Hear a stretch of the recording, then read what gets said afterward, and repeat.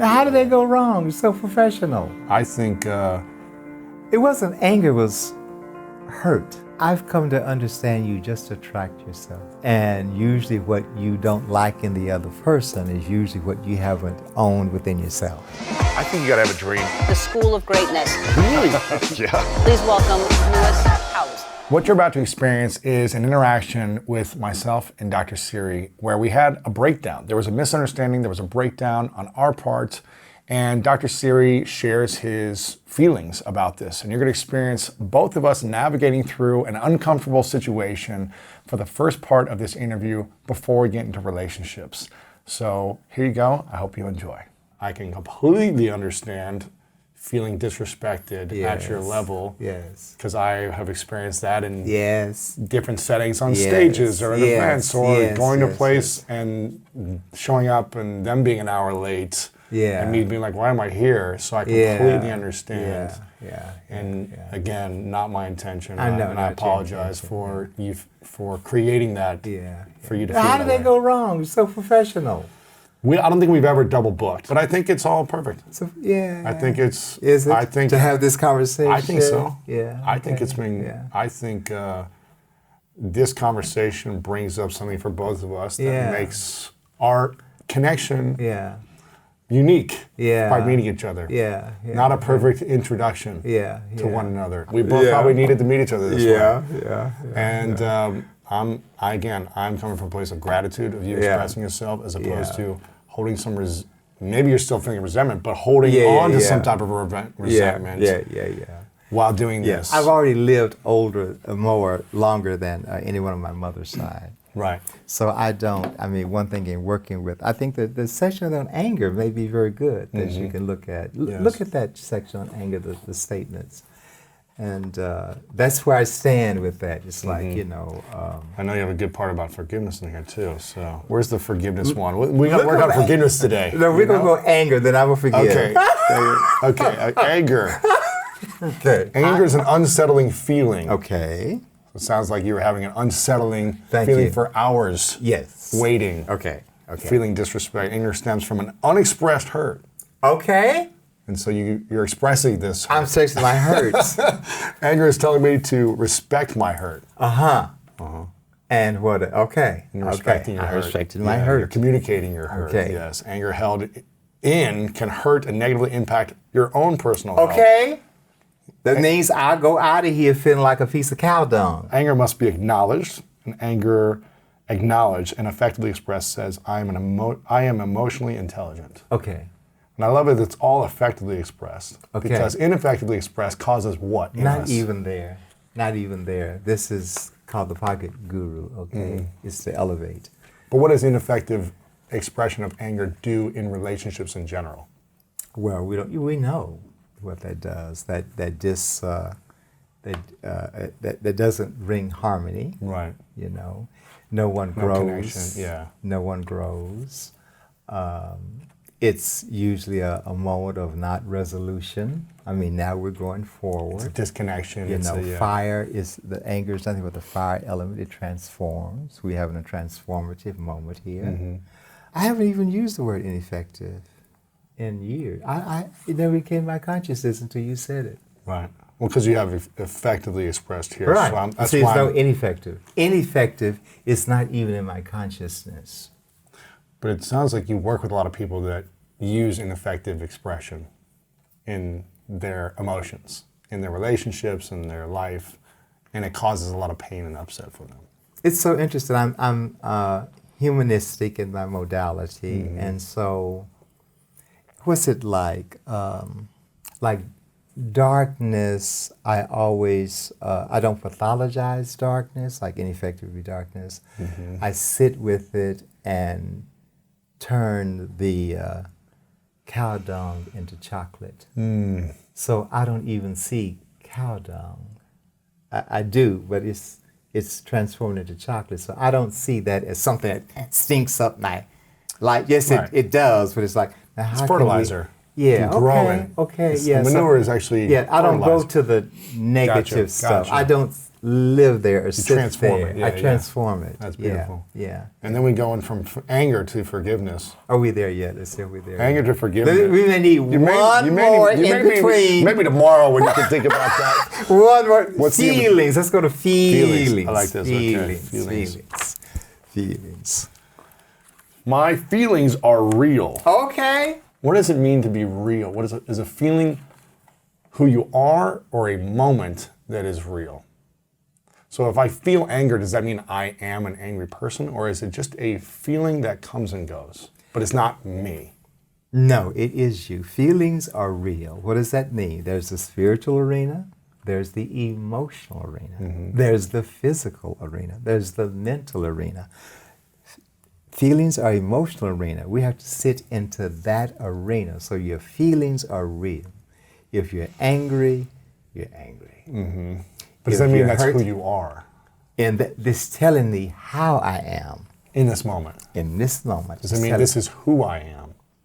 Who I am is a vast, that's a big picture. Who I am is a configuration of my ethnicity, my education, my relationship, all of that. That's who I am. I'm spiritual. But feelings, and the majority of the people that come to me have the greatest work to do in that arena because they want to. In our society, we devalue feelings. What do we say in general about feelings?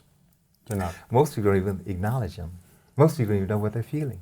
They just suppress them, or they ignore them, or They're numb.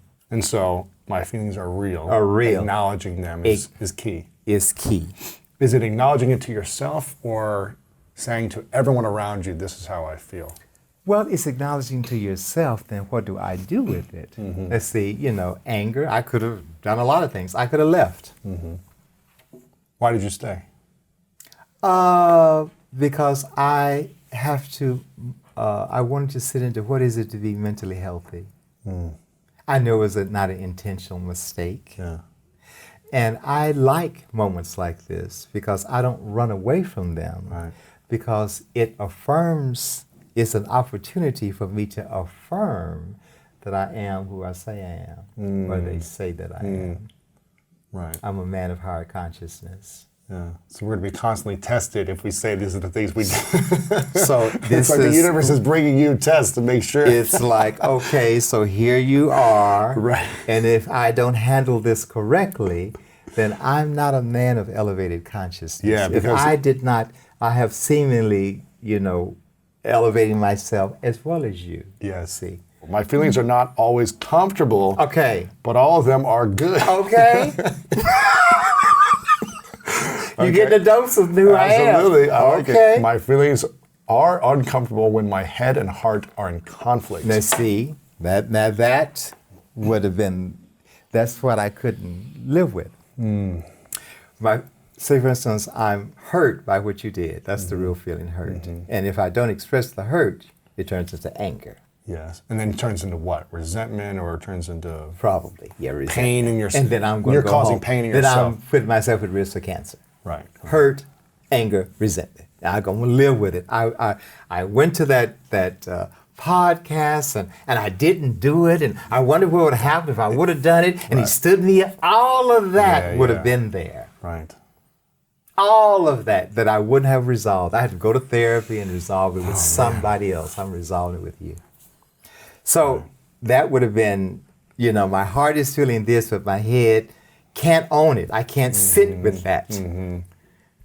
So I'm going to leave. So say it again. Your heart, See, my heart was hurt. but your head, My head is like saying, I'm not going to deal with it. I'll just let it go or move on. I'm going to leave. Yeah. I wouldn't have dealt. See, if I would have left, I wouldn't have dealt with this. I would have carried all of this with me That's not fun.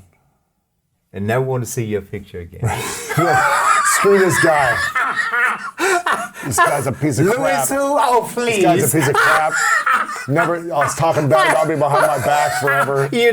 My resentment, because I wouldn't have dealt with my, they're together. Yeah. My head, my heart, I was hurt, and the head says, acknowledge that and effectively express it. Absolutely, I love that. My feelings are never wrong. My head must intelligently guide me as to what to do, creating no harm to myself or to others. Okay, I'm walking my talk. Yeah. Which goes back to the word you don't like to use, ineffective expression, because if you express something to someone else in a harmful way based on feelings, that wouldn't be a good use of transforming your emotions and feelings into the betterment of the moment, right? Yeah. So it's how do you transform something where it feels not good or disrespectful or whatever, yucky in some way? How do I transform it into a better moment? It's practice. Yeah. And but what if someone isn't receptive to listening to when you're feeling hurt or angry? What if a friend, me, a partner, a married couple, a parent, and they're just dismissing your feelings and emotions? Are you still able to transform your anger or hurt or sadness into something good if the witness is not witnessing it? Well, that's where, how elevated and sensitive and intuitive and deep am I? I'm talking to you. Right. If I was talking to a child, I'd talk differently. Yeah. If I'm talking to an 80-year-old woman who maybe lives in Bel Air and has never seen a black person, maybe I talk to her differently. So that's my sensitivity to know how to say it and who I'm sitting in front of. Not everyone is as conscious as you to understand how to say it to people They differently. can be as unconscious, I think you unconscious, as unconscious as they want to be. But if I'm conscious, then I bring your unconsciousness to consciousness, which I think I have. Yeah. You can be as crazy as you want to be. I work in mental health. That's my field, so I have to be able to be mentally healthy to bring you to a state of mental health. Absolutely. That's why I've had 5 therapists. I'm in therapy right now. Yeah, me too. Yeah, I'm always working on myself. Absolutely, Yeah, absolutely. Yeah. My feelings must be supported by my head so that I am at one. Yes. My feelings are the fuel that propel my growth. My growth. My feelings give me a deep understanding of myself in the moment. It's right. What was the understanding of the incredible anger you felt in the moment with me? It wasn't anger, it was hurt. Yeah. I hadn't gotten to anger yet. Oh, gotcha. I was like, You got an anger when you came into here. I didn't realize, I didn't know what it was. I didn't know what I was going to do with it because my manager, she's very nice, the whole thing. And we weren't, there was no plot, there was no plan. Right. I didn't know. I'm just present. Yeah, yeah, I make a living on being present. yeah. I can usually spot things. Like I worked at an agency once, a social service agency in the black community, a doctor. And as soon as I walked into the agency, I saw this woman, the supervisor. I said, oh my God, there's Judas over in the corner.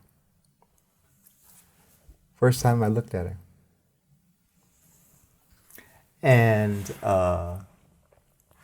And I got all the difficult clients. I'm the only licensed black therapist among these therapists. And 4 years later, they lost that contract. And so they could only keep one contract therapist. And so that same lady I saw 4 years ago came up with a trumped up charge on me so that her crony could keep the job and they could get rid of me. Oh, man. And then one of the other therapists says, Siri, we all do that. I said, so now you see it. But that's my sensitivity. First time I saw her, I went, oh God, she's not fooling me. She's a fake, a phony, a fraud, and a big walking lie. And I saw it. It's that third eye. Everybody got 3 eyes. I used mine. Right. Yeah. I used mine. My feelings, when acknowledged and expressed, show I am respecting myself. That's right. You're not abandoning yourself. No. Because you'd be abandoning yourself and probably be out of integrity with yourself if you didn't effectively express them. Yes. Or process them in a way that's effective for you. Yes. What's intended for me will not come. I won't feel good about myself. I won't be able to feel others. My feelings, when consistently acknowledged, allow me to feel others' feelings. That's right. Because I'm developing that arena. I'm developing that emotional arena. So I don't run from I'm feeling hurt, I'm angry, I'm disgusted, I'm disappointed, I'm scared. So once it's just like practicing on the track. You know, you practice, you get good at it. When you stay in that arena and don't run from your feelings and your emotions, you get good at it. Right. And then you can feel the room. Absolutely. You can feel the other. My feelings should always be effectively expressed. I'm seeing the pattern here. And my feelings, when effectively expressed, bring fulfillment. Okay. Do you feel fulfillment yet? We almost say we need one more before we get to forgiveness. Yeah. Let's see, what else we got? Anger, we got feelings. Pain hurts. Okay. Whether it is physical, mental, emotional, or spiritual. Okay, isn't that interesting? All those four arenas. Pain felt is pain recognized. Okay. So when you feel your own pain or when someone else feels the pain? No, you got to feel your pain. When you feel your own pain, then it's recognized. It's recognized. And when it's recognized, then what? Then you have to, what is it trying to tell me? It's teaching me something. You got to sit in it and go and communicate with it. It's like if it's physical pain, you know, that's no fun. I've had physical pain. And, you know, is there a way to get out? We want to get out of it. Right. Is there a way to get out of this thing? Like I had a little skin rash on my elbow. And I was doing my meditation. And I was like, oh, this doesn't feel good. It's stinging. And so I went to the doctor, right? And he said, oh, you had dermatitis or something. Gave me a little pill. I took it one day.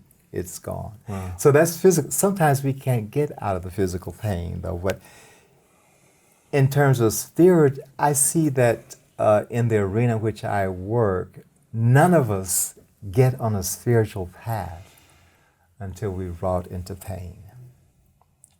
Interesting. So until we feel some type of pain, hurt, breakdown, something. Usually people don't go to therapy. We won't go they through a don't. spiritual path. They don't go like, oh God, you know what I mean, Yeah. when nothing else can help. Why does it seem to take some type of extreme pain or loss in order for us to start going down that path? Isn't that sad? That Why need can't to we just start going down the path when things are good? Yes. Because there's seemingly a forgetfulness that we come from the unknown and that we're going to go back to the unknown. We seem to have a forgetfulness that we're still in always relationship to the unknown while we're on the planet. We forget that we come from that vast and going to go back to that vastness.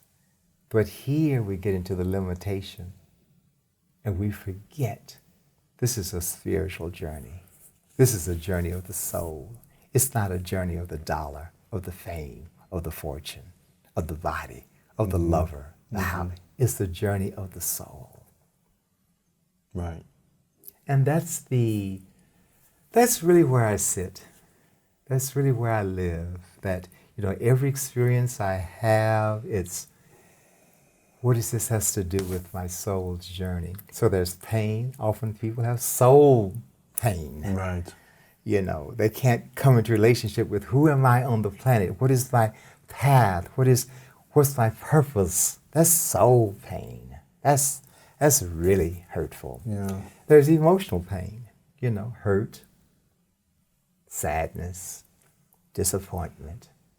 And there's mental pain where often we have these horrible thoughts that we can't get out of. And they torture us. Haunting thoughts, worrying. So pain is pain, okay? And it's not what I want to feel. Pain is not what I want to feel. Pain is not what we want to feel in any of those arenas. So how do I get out of it is the work. Yeah. Pain reminds me to remember to be conscious so I can avoid pain in the future. Yeah, that's what you're talking about. Why do we, Yes. you know, we often Be need conscious. a reset Yeah. button. Yeah. Pain directs me to ask the question, what can I do? Okay. What can I do differently, or how can I Yes. evolve, or Yes, yes, what yes. decisions do I make differently? Yes, yes. Pain inspires me to engage in a conversation to discover its cause. Okay. Pain forces me to change my way of being in the world so that I can be pain-free. I think that's a powerful one for me. Okay. Forces me to change my way of being in the world so I can be pain-free. Yes. Do you feel like a lot of pain, our attachment to pain or suffering, is based on our way of being and staying that way of being and not shifting? It's not looking at the pain. You know, some people just get used to the mask pain. it or something. You know, like, for example, I've had periods where I had no money. That's no fun. No, Not having any money. it sucks. But, you know, how do I get here? How do I get out of it? How did I put myself here? Or relationships, you know? What to do when you're having a pain with a loving, intimate relationship. Do I just sit with it and not acknowledge it and not express it? Then I stay there. My relationship won't work. Right. You know, what do I do with my racing thoughts? You know, how can I stop these haunting thoughts? You know, physical pain. Now, and you know, we all one day will die, but physical pain, when symptom comes into the body, you know, like if it's your arm, it's your, you know, diagnoses. Like I, you know, deal with diagnosis. The medical doctor gives a diagnosis, and sometimes they don't even have a physical a diagnosis for what's happening in the body, but the symptom is in the thyroid or the this or the that. And I've had a lot of clients come to me to where they say the doctor said there's nothing wrong with me. It's emotional. And then we have to look at where is the mental, spiritual, emotional imbalance that has created the physical imbalance that now is causing me pain. Right. And usually when it gets to plain old pain, we've been holding that a while. Yeah. And we got to learn how to transform it Yes, we do. into healing. Yeah. Pain is a catalyst for transformation, so hopefully we can transform it sooner than like decades of holding on to it. Yeah, When yeah. it's too late or it's Yeah. caused cancer or something. Yeah. Pain moves me to change and expand, and pain is asking for my attention. Yes. Absolutely. I'm curious, in the work you've done with married couples and relationships, I'm assuming they're working with you because there's some type of breakdown or pain that someone is feeling, or both. I always say nobody comes to me for a party. I'm You not know on the what's- party list. You know what's interesting? In my last relationship, before I started, in between the previous relationship and the last relationship, I said to myself, you know what? I wonder what it'd be like to start therapy within like the first 3 months of dating, when things Okay. are really good. Okay. To just continue to gain clarity on alignment and values Okay, and vision. okay. And I was like, this would be amazing. And then I didn't do it. Okay. And it didn't work. It didn't work out. Okay. And now I'm like, I am committed in the next relationship to being in some type of therapeutic process in the beginning. If they're willing. Absolutely. Yeah. But I think the level of consciousness that I bring into the relationship will attract someone who wants that same level of consciousness. And so I think it'll be looking for someone at that level who's like, yeah, I'm God. down for that. And how do Well, we? what about, I always think of a date, you know, it has a pit inside of it. What about if you keep dating until you find the pit? If you find the pit, then maybe that's the time to go to therapy. So don't do it before you find the pit. Until you find the fit. Okay. So no need. I don't think so. Okay. You know, unless you won't find the fit and you want to go Okay. forward And address that. Gotcha. and see if we can get the sweetness out of this. Yeah. I like that. Okay. It's good. But pain is asking for our attention. Yes. And when we feel pain, we should notice it and not mask it. Exactly. I wrote a book called The Mask of Masculinity, which is about the mask that men wear Yeah. to fit in, to project a certain image to the world, Yeah. to hide and numb the pain, Yes. to project that they're stronger, Yes. more intelligent, funnier, sexier than Macho. they actually, everything. As I went through my own journey, and will continue to go through my own journey of unmasking whatever that's holding me back from true authentic power, true authentic connection, intimacy, love, mission. and shedding of the ego constantly to be more authentic. So, but I think I experienced internal pain and suffering for many, many years because I was unwilling to address it. Yes. It kept seeking my attention and I was masking it. Yes. As opposed to speaking into the shame, Yes. sharing the shame, the process of healing the shame. Yes, yes. And therefore it caused more and more stress, more and Yes. more anger and resentment in the external world. Yes. More and more need for competition as opposed to collaboration. Yeah, yeah. And things really started to shift when I was like, wow, when I talk about these things and open up and share the shame, the hurt, the pain, and I can process them and integrate it in my life into a healing process, man, I can sleep at night finally. Yes. I'm less triggered when Yes. someone's whatever Yes. with me. And it's been an incredible journey in the last 8.5 years since starting this process. Yes. That's why I'm a big fan of therapy. Yeah. Or any type of therapeutic experience or emotional intelligence exercises to support healing of the past. From the 2019 census, they came to understand that psychotherapies that just try to make people feel good or to blame others are not effective on a long-term basis. That they were really, the first time I've seen this in a while, and it was also in the Journal of British Psychology, that psychologies that work on the unconscious, to go at where people bring stuff to therapy they don't want to face, they don't want to acknowledge, and to give that to the therapist and to work that out is more effective on the long-term basis. You know, I know cognitive behavioral therapy works in that arena. But it was really sort of acknowledging the power and the effectiveness of psychodynamic therapy. Interesting. Yeah, the unconscious. Right. That's what I find is what we don't know about ourselves or what we want to keep hidden. That causes the problems. What do you feel like is it you still don't know about yourself after this many years of practice, work, integration, research? What I don't know about myself? Well, you know, the thing is, I can't see myself. So that's why I continue to go to someone in therapy that can see me. So what I don't know, I don't know. What was a recent thing that you discovered from someone, a therapy, uncovering it for you that you didn't know? Whether it was recently or in the last few years, what was the most recent thing that you didn't know that now you know? I work with a coach, and he's very good. I work with a coach and a therapist. And one thing he continues to highlight in our sessions is that I don't have to work so hard to go get things. That whenever I say, I wanna, it never comes. Oh, interesting. And I'm very much I work in the Eastern way, to where things come to me. I work on myself. I try to cleanse my subconscious. I enhance my magnetic field. And so my thoughts are here. They go in my magnetic field. And then what I want or desire comes, rather than being the Western way, go and You're get not it. chasing. So whenever I go for something, it usually Doesn't work out. doesn't work out. So that is what I've come to really learn from this coach. And it's very... For most of your life, were you kind of in the other aspect where you're kind of going after stuff or chasing or... Well, I think I was more active, more Yeah. active. And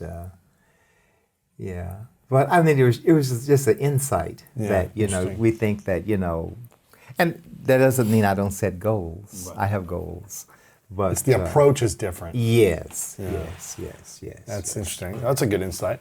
It is. When did he discover that within you? Well, that's sort of a running thread throughout our therapy. Gotcha. Okay. And one thing that I love that I utilize also in my psychotherapy are metaphors. I love deepening an individual into their experience and to hopefully accurately reflect them by amplifying a metaphor, And if you get a good the correct metaphor. It's so insightful. Very. You know, yeah. It activates something, Yeah. connects, and And integrates he it. gives the metaphors a lot. He says, "Oh, well, you know, where you think you are in your life right now, you know." And That's cool. yeah, Very cool. yeah. Well, we're at forgiving.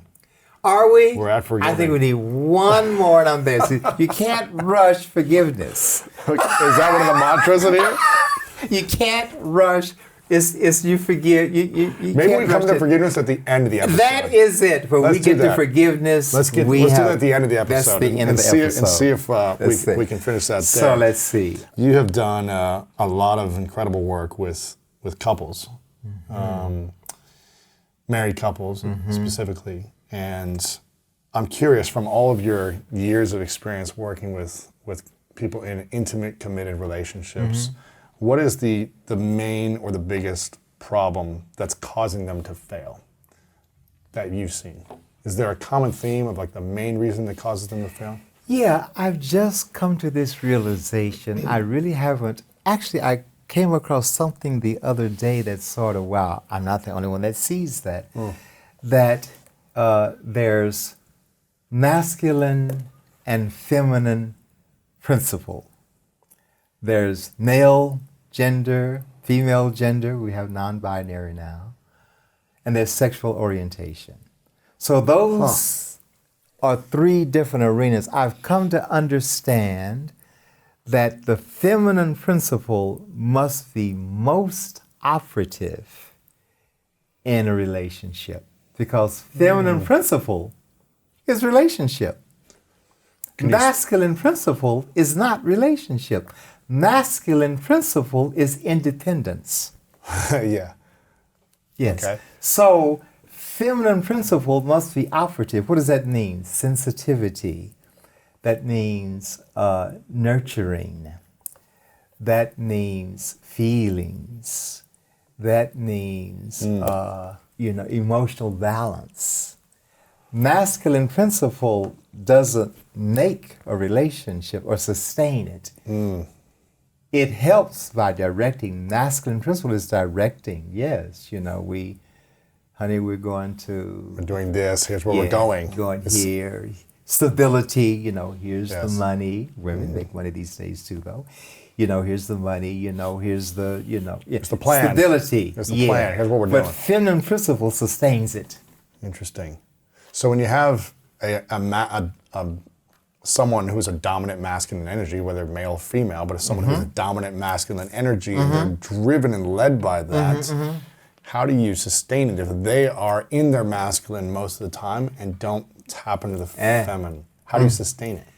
Then the feminine principle has to be very strong. But the deal is, if man or woman, whoever is embodying the masculine principle, that's all they are, and the other one is embodying just feminine principle, that's called divorce. Really? So if the polarizing opposites are not able to shift. They attract. But what happens if the masculine and feminine they attract, whether it's non-binary, gay it doesn't relationships, matter. whatever, those principles are still there, operating, whether they integrate it. And that's the goal. So what I'm getting at is that both genders, both individuals have to embody both principles. How does each, if they're so focused on the one, masculine or feminine energy as their primary, say 80, 90% of the time, Yes. how do they tap into the emotional range of the other It's a energy? matter of focus. Focus, It's a matter practice. of understanding if this principle is actually correct. To understand if you all man and this is all woman, that's divorce. Why? Because all masculine principle cannot sense the feminine principle inside, so they can't understand the feminine principle outside. I feel like you have to be such an evolved human being to be able to know when to tap into the masculine energy and know when to tap into feminine energy. Right? It's like you have to be so evolved and working on yourself. What about conscious? Conscious to your actions, your thoughts, your beliefs, your decisions, how this all affects you, how it affects others, how it affects the universe. Yes. That's hard to do for people, isn't it? Or am Who said I life was making easy? assumptions? Who said life was easy? Right. Okay, I mean, that's why we have divorce. Maybe because this is not understood. Maybe because we're raised to be, hard and all man. I call us all man, but half human. All man, half human. What makes whole human? Masculine and feminine integrated. Masculine and feminine integrated. Sometimes the woman, if it's a heterosexual relationship like that, the woman is in masculine principle. Absolutely. Then the man has to be, or the lady, whoever, in feminine principle. I'm going to ask a question that might rub people the wrong way, but do you see relationships and marriages that are healthy, happy, and whole, where the woman is in the masculine a majority of the time? Okay. I never forget in training to become a licensed therapist, we were taught that is not a dysfunctional relationship. There are some women that sit more in the masculine principle and some men sit more in the feminine principle. That's a match. It's a match. That's a match. There's some women who want to go out and work and the man stays home and takes care of the children. That's a match. Really? Yes. Do you think women fully respect a man that they're partnered with if they are not more in their Now masculine? you brought up a point. Sometimes they do Where it's come like, to okay, therapy. why they're not making money? They just want to sit at home. Yes. They don't have a purpose in their life. Yes. I have had women respect couples that. like that where the woman is the moneymaker. She's out in the world. Driven, Yet at the same time, creating. she doesn't want to stay home. Right. But does she but want the man to stay home too? But at the same time, she's feminine gender, female gender. Mm-hmm. And then when she gets into that, she wants to have that telescope and go, oh, there's my man. Now, when that happens, they come to me in therapy because then I have to, just bring that up for them to digest and cogitate and look at because, she has to shift her cognitive schema because that's not the configuration that's working for them. That's not the cultural narrative. Right. That's not the cultural narrative. Interesting.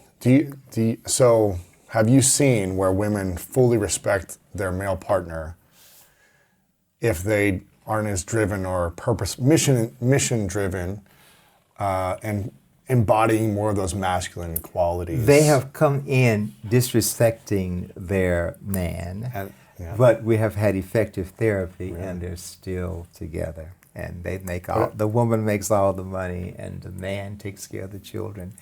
Are they happy, do you think? Yeah. Really? Yeah. Are they sexually connected too? Yeah. Really? Okay, so it is possible. Okay.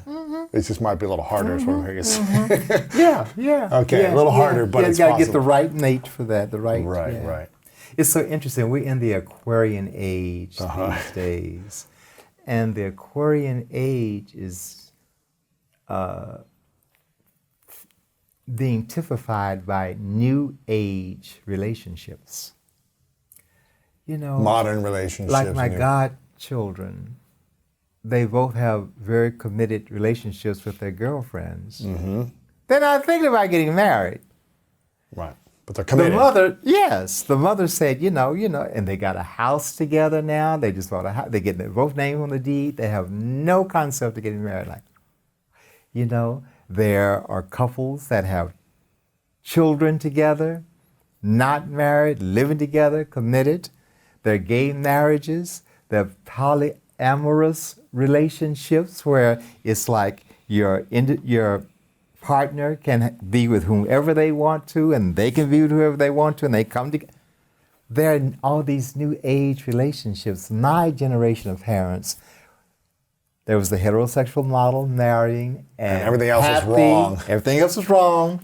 Happy or unhappy, they did not divorce. Happy or unhappy, they did not divorce. Do you think people should stay married if they're suffering inside after, even if they've done the work on therapy and they realize they don't want to be together? Do you think they should try to just make it work still if they're not happy?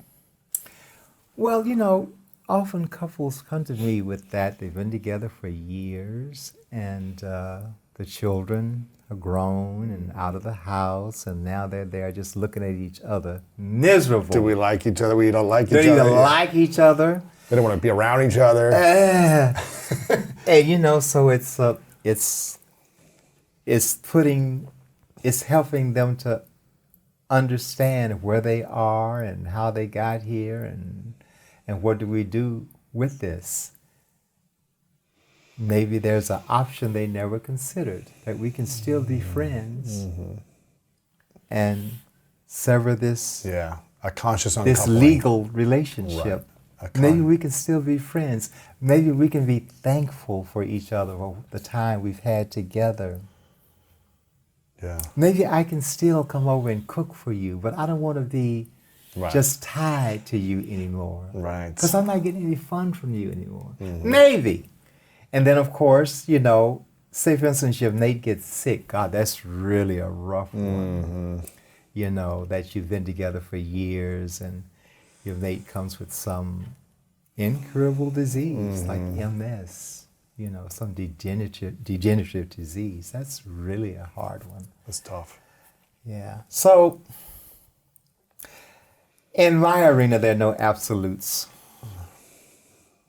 Like I say, we're all going to die, but Freud still lives. Freud still lives. What's your advice for people who are looking to find a great relationship? It seems like the culture right now is kind of at least in the younger generation, is a hookup culture, a non-committal culture, yet they're seeking and wanting connection more than ever, but they're afraid or they're constantly in comparison mode of other options.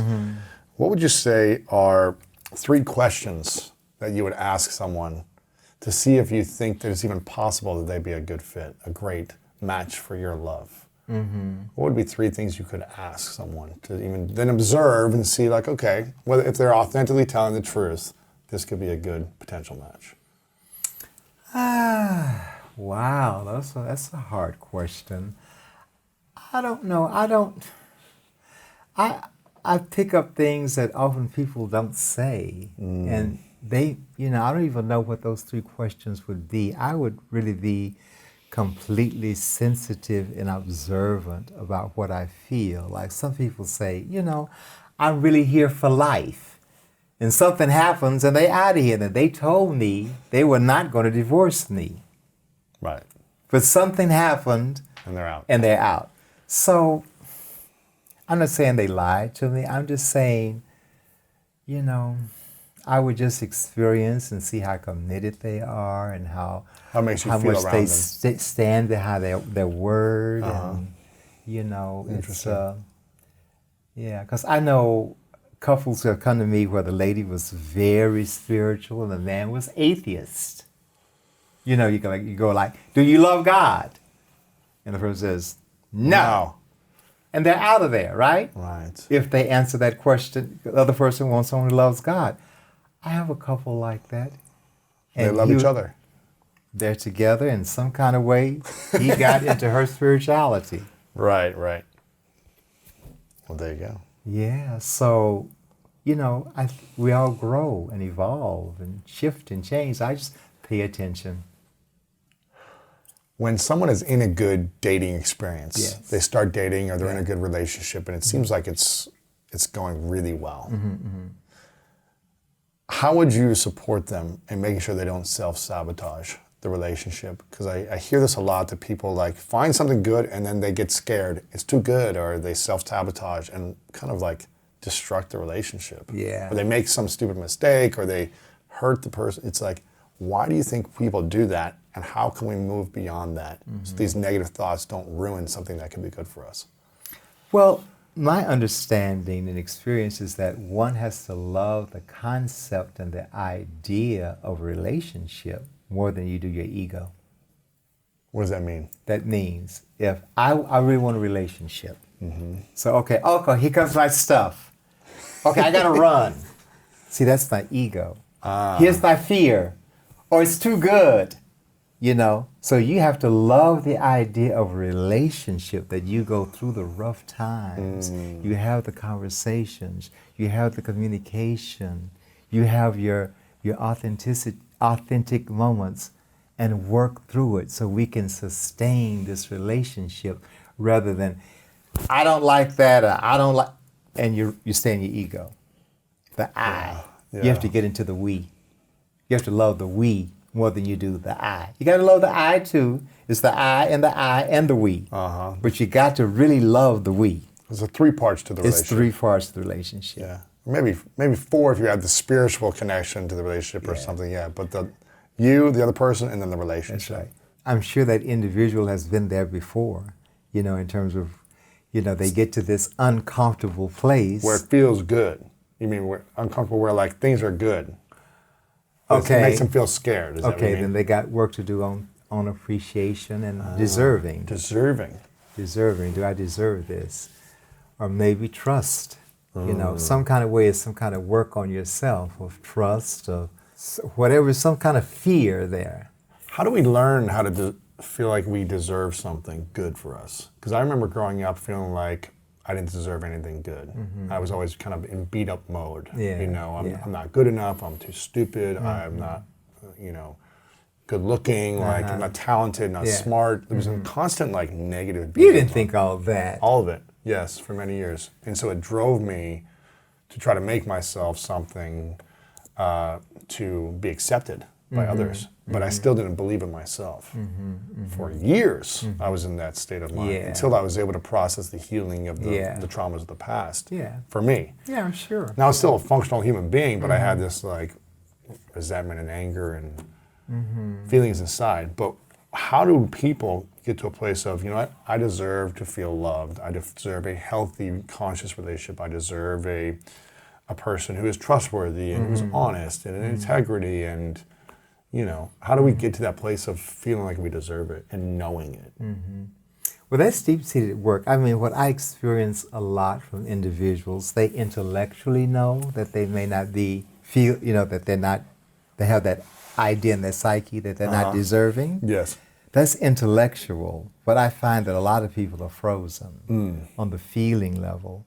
So it's like the sadness around whatever happened in the childhood experience that caused you to shut down and to, identify with undeserving stuff. The feelings around it are frozen. And so often when clients come with that, it's deep. And I have to take them through this trance work that I do into experiences of the childhood they completely forgot about. And the next thing you know, the tears come, which means they're de-thawing. The ice is breaking. Oh, interesting. What do tears do for us? What is, that process? It releases that stress, that hurt, that pain. And then a relaxation. I mean, invariably clients say they feel lighter after they've cried. The weight has come off. Yeah, they've been holding all of that, carrying that ice around, all that frozen energy, all of that defensive stuff from not allowing you to feel that.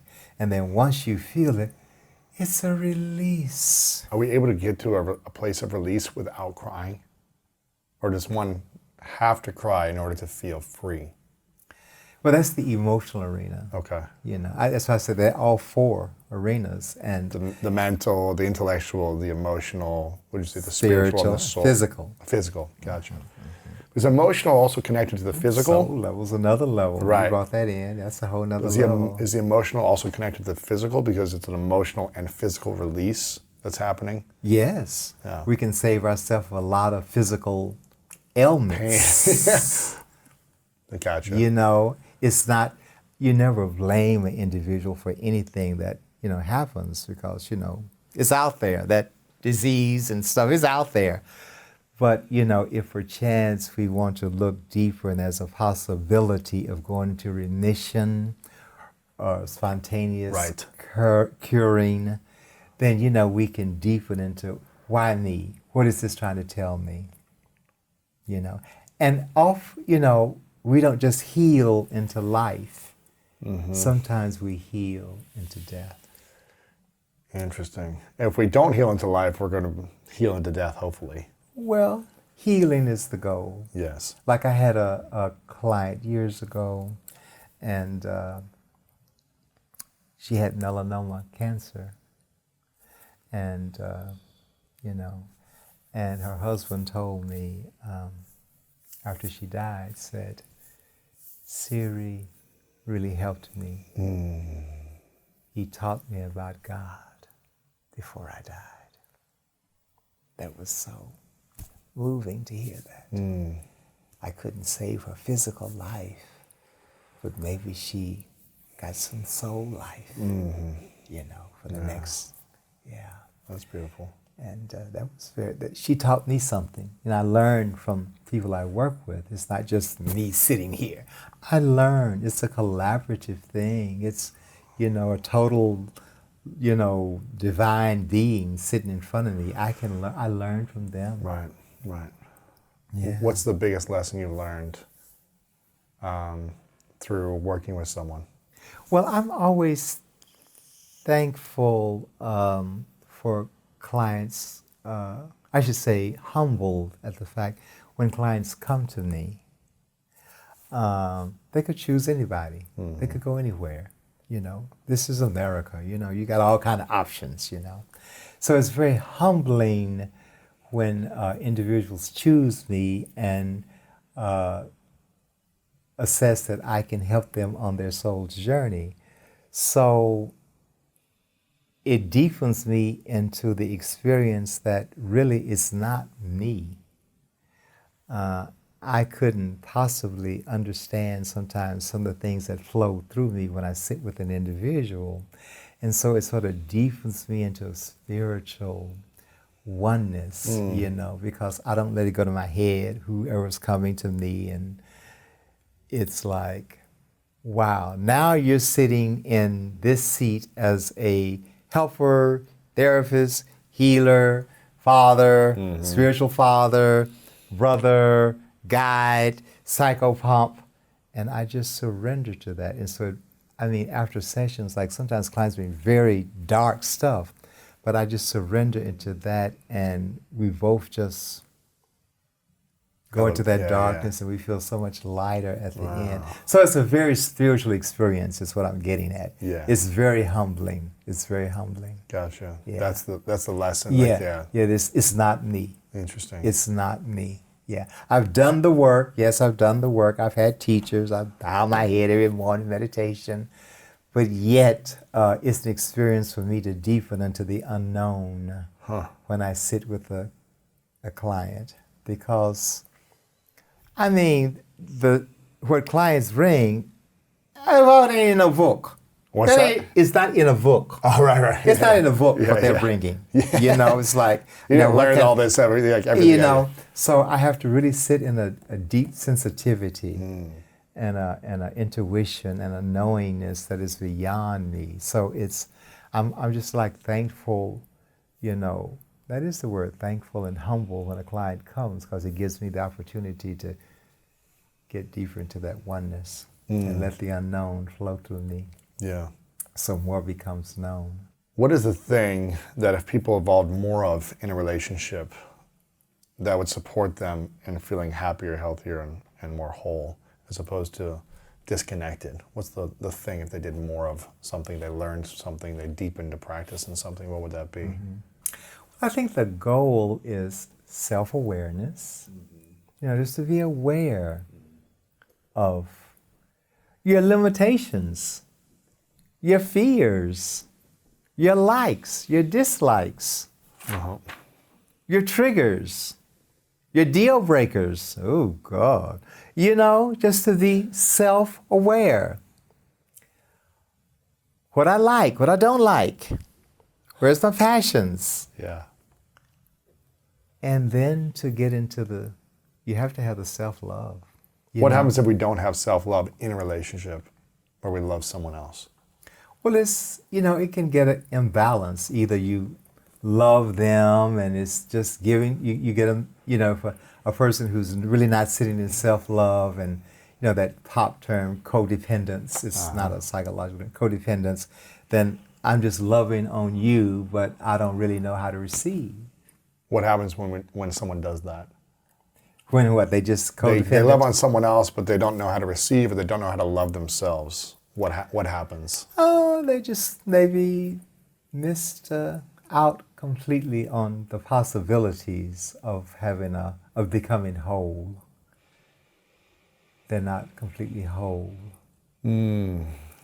So I mean, people have relationships where often we're not whole, and they last. Really? Yeah, just like that. I've heard of one where the man is just giving to the woman and doesn't know what he's feeling or not able to express it, and yeah. So yeah, I mean, we make it in life not being perfect. Of course. Yeah, of course. And get into relationships not being perfect. Absolutely. We all just do the best we can. Yeah. And then I think the third is self-expression, to be able to express yourself, Why do people feel like they can't express themselves in an intimate relationship? Is it because they've been made wrong for how they feel, they're not listened to or heard properly, they're judged or not accepted? What's the main cause of why we, in general, don't express or feel like we don't have the ability to express? Well, obviously the self-love is not there. See, we miss the self-love. If we don't love ourselves, we don't express it. It's difficult. Really? Why would we do that? Because you don't have permission to be. Okay. Love is, as we're taught, God is love. So all of me is God. I'm not the total God, but if I'm at one with myself, I'm in love, and then I can just be the total me. What if someone doesn't accept who you are? That happens often. Yeah. Not my loss. Right. Experience, not my loss. Right. What if someone you're in a relationship with for long term stops accepting you? Is there a way to still make it work? Or does the other partner need to fully accept who they are in order for it to be kind of a healthy relationship? Relationships just take work. That's why I say you have to love the idea of the relationship more than you do your ego. Interesting. Because relationships are not easy. People, come in relationships when they're in their 20s and you're there for 20 years. Well, that's a different person. People. Yeah, you're different people. Who am I now? Is the sex just as good? Okay, I thought I liked your cooking. I'm tired of it now, I don't want to eat meat anymore. I'm a vegetarian. Right. Yeah. So, I mean, it's constantly changing and evolving. So if you really don't have the love of the relationship, it's difficult because things are always coming up. You're changing, they're changing, the universe is changing. Right. Wow. Should relationships be hard, or is there a way that they can be more flowing, where it doesn't have to feel like this hard, exhausting, challenging thing? Like, is it supposed to be that way, or can it be like, wow, you know what? We are aligning, and sure, there's challenges, but because we're aligned, we're able to work through them with more ease and effortlessness and flow because we're consciously doing that. Is that a possibility, or is it all hard work? Well, I've come to understand you just attract yourself. And so the more work you've done on yourself, You attract someone else who's done that. yeah. And usually what you don't like in the other person is usually what you haven't owned within yourself. Oh, the mirror of life. And it's usually, we call it the split off part of self. It's the unconscious part of you. Like, for example, you don't like to get angry. Yes. So then you attract an angry mate, one who can collude with you and can take your anger, and they have no trouble all the time. And you sit here, always calm and, connected. So, the more you work on yourself, like, of course, the healing there would be for that person to take their ability to effectively express anger. And then the other person won't have to get angry all the time, and then you have to get upset with them because they're always angry.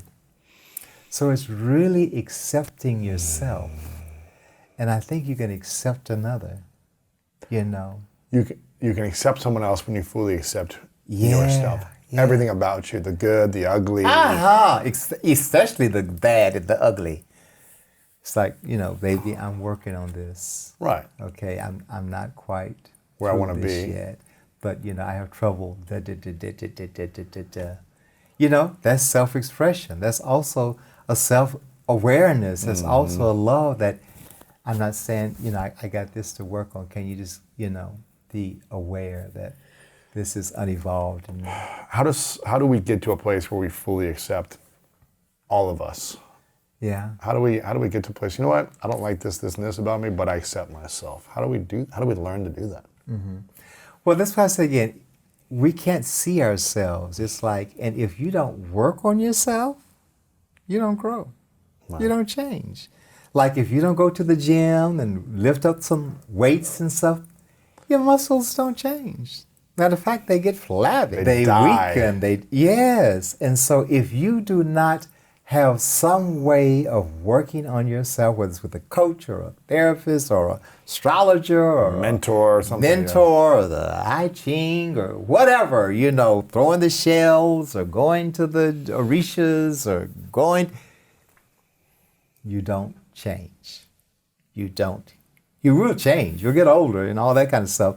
But that deep-seated stuff that you have to resolve and look at, it'll just be there until you die.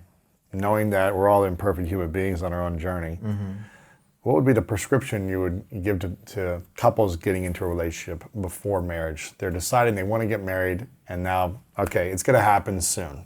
6 months, a year, 2 months, it's happening. What would you prescribe them to try to set them up for the best possible success of happiness and joy and growth and contribution in the relationship? I think what I hear is that you just have to relax and see what comes to you. Yep. And be able to consciously deal with whatever comes to you. Ooh. I think the word is consciously, you know, that, and, you know, often that relationships that are challenging at first are really opportunities for growth. Yes. And so not to run immediately. Not to leave immediately. Yeah, leave immediately. Maybe you do leave at some point. Maybe you do. After. Maybe you do. You know, you got to pay attention Yeah. and see if this is something that we can, like I think there's resentment. You don't want to hold resentment. Right. And there's sacrifice. And so sacrifice is when you can really like, oh, let's have sushi tonight. Oh, baby, I don't want to have sushi. I want to have Italian tonight. Okay, I can have Italian. But you really sacrifice. And you enjoy the Italian food. Now, resentment would be, okay, I'll go have Italian with you, and you sit there and you're Angry. miserable Right. the whole time. Can't do that. And then, of course, there's compromise. So you got those three. There's, I think, compromise, and I think also in front of compromise, somewhere in here is giving in. You don't want to do that? Giving Right? in. That doesn't sound healthy to I me. think but- giving in is sacrifice. Okay. Giving up is maybe resentment. Okay. Yeah. Giving in is It's sacrifice. sacrifice. Giving up is resentment. Gotcha. And Resentment. compromise is the possible solution. You know, what can you compromise on? What can you sacrifice on? What, you know, is just... Compromise is like the win-win solution, right? It's like, okay, where do we both feel? Both the sacrifice peace? and a little bit. Yeah, we feel okay, brother. Okay, I like that. So that'd be your prescription going in, to be aware of these things, to practice. But you have to work on yourself. I think that's Number the one. thing, yeah. That you got to work on yourself. You know, become aware of your misgivings, your fears, your doubts, your insecurities, your assets. you know, your goals, your dreams, you know, just become as self-aware as you can. Yes. So you can even say, I'm not relationship material. Some people are not relationship material. Right. That's self-aware. That's true. Maybe you are, you know, a gentleman that can date and, you know, and you just don't know how to commit and you're afraid of commitment, and just realize that you cannot be just with one woman. That's hard for some people, right? To accept it, I guess. And You know, I always tell my women, you know, look at your dog, you know. right. Is it a wild one? Right. Some women marry coyotes. Right. You can't tame those darn things. Right. Might take generations to tame Make sure you got a house dog right. that Right. wants to be in the house. Right. Yeah, that is able to. Not always you out know, on the hunt. Shift. Yeah. You know, so you got to be Not in the aware. middle of the night, creeping around the dark corners. Yeah. It's awareness, yeah. Yeah. It seems like sometimes people try to put someone in the box of they're in a committed relationship type of person when they're not. They try to force it. They try to see, well, maybe potentially they could be, even when they're telling me not. Yeah. And they kind of lean into it, and then they hurt themselves or they get disappointed. Yeah, you got to right? see who the other person is. What's the one question you wish more people would ask you about relationships that they don't ask you? So interesting. I mean, you're focusing on relationships today. You know, as an LMFT, that is the scope of our practice, is relationships. Yes. Yeah. The one question they would ask about relationships? What's the one question you wish more people asked you about relationships that they don't ask? Well, where is your grit? Do you have the grit to really do the work, to go through the rough spots in this relationship? You know, ask yourself. Do I have the grit Do to I go have through? the grit? If this happens, can I handle it? If that happens, when this happens. Yeah. Where's your level of commitment? What are your deal breakers? What's really going to trigger you if your partner does this that may trigger your grit and commitment to where you want to flee? Right. As an LMFT, I've never heard anybody else say this, but I just think about, you know, relationships end. You know, I can think of my high school friends, my college friends. Yes. They end. They end. They don't have to be forever. They don't have to be forever. And so I see that often with, you know, couples that have been together and I'm just so respectful of people that can stay together until death do them part. Right. That is the statement. The vow. The vow. But it's very rare. yeah, but it doesn't always work, Yeah. you know. It's interesting. I think we should change the narrative around a relationship failing or not working out. Yes. I feel like I remember I was talking to Michael Beckwith about this. Yes. Because he was married and divorced. Yes. I said, how do you feel about it? He said, I feel fine because not all relationships are supposed to last forever. Yes. And I think he was married for 7 years or Yes, 7 yes, or 9 yes, years. yes, And yes, it's like, yes, we yes. had our season that served its purpose. We consciously moved beyond that season. Yes. And now this is where we're at. Yes. And I thought he had a great approach to it. And I was like, you know, we should celebrate what the relationship did for each person. Exactly. To help them grow together Yes. individually, to That's help right. inspire people or help others. That's right. In whatever the way the relationship did. And not, yes, there's a mourning and a grieving process Yes. that's natural Yes, of any yes. loss or any Yes. transition. Yes. But I think there should also be a celebration of, okay, I can still look back at this as something that gave me an incredible gift. Exactly. And hopefully I was able to contribute in this relationship in a beautiful way also, Yes. right? Yes. Yes. Not of like, oh, my life is over, this didn't work out. I don't know, what are your thoughts on that? I think that's absolutely correct, what Yeah. you just said, Yeah. you know. And I guess the word is truth. We haven't thrown that into our interview here, to live truthfully.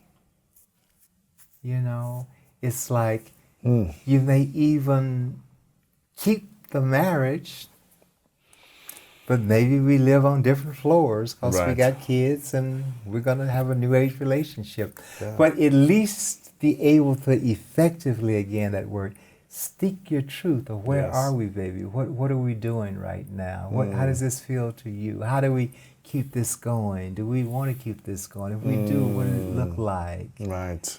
You know? Right. Yeah. So just, I think communication is very integral, but truth. People often don't speak their truth. Why? Is it because we're afraid of what not being received? I think it's scary. When I feel like I can be 100% authentic to my truth Yes. and it's not judged, Yeah. that's when you feel safe. That's when I feel safe. Yeah, That's yeah, when yeah. I feel more connected, more sense of love. And sometimes in previous relationships, when I've shared my truth or my insecurities or my fears, it hasn't been received. Yes. I'm like, oh, this doesn't feel too good. Yes. You've got to be willing to receive someone else's That's right. as much as you want them to receive That's yours. right. That's right. Maybe you don't like what you're hearing. That's right. But you got to learn to receive it and That's- accept at some Yeah. point. And Or- if they can't, then that's move information on. for you. Yeah. This has been really inspiring in many ways. One from the first half of the interview of us Yeah. addressing certain things that what you wanted to address and me being hopefully receptive. That's going to show that, I mean, you dealt with it give me very... feedback as a therapist. How was I able to, did I handle it appropriately? Did I, was I defensive? Was I You weren't defensive. resentful and No, angry? you weren't resentful. We wouldn't have gotten here If I was you it would have weren't. been like, peace.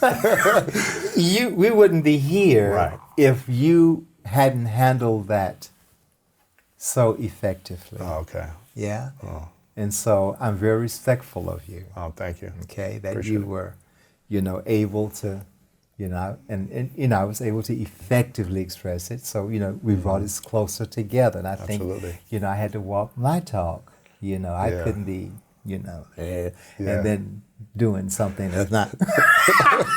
Well, Okay. and my therapist has been telling me, I went through a breakup a couple months ago. Yes. I ended the relationship after 5 months of Okay. intensive couples therapy, Okay, where we okay. both love each other and care Yes. about each other deeply. Yes, But yes. I realized that the values and the vision and some other things weren't aligned. And Yes. we weren't able to come to agreements on so many things. And it was just Yes. causing a lot of friction. And my therapist was like, the universe is going to bring you many tests Yes. Yes. to see if you're integrating the lessons Yes, you've learned yes. in the previous 5 months of Yes, our yes, coaching and therapy yes, yes, sessions. And she's been right. Yes, Every day yes. there's something that's Yeah. testing me to be like, okay, how am Yeah. I going to process and handle this situation? Yeah. And, 10 years ago, I probably would have been very defensive. I'm Okay. like, Okay. what do you mean you don't understand me? Like, what do you mean? Yeah. I didn't try to do this. What are you talking about? It's like, as opposed Yes. to, okay, I was really just like, tell me more. Yeah, you were. Is there anything else you want to Yeah, share? Because I don't want to be anything unsaid, Yeah. harboring in there, Yeah. and then you not being your authentic self. Yeah. Well, read the paragraph on forgiveness. Okay. Forgiving is not easy. Okay. We are human, and at times, for whatever reason, we feel we have been slighted. Okay. Allow us to acknowledge our feelings and process what transpired. Whatever the case may be, it is best to completely let go of resentment, for that will harm us in the future. Yes. Resentment allowed to fester can later transform into physical unwellness, some type of sickness.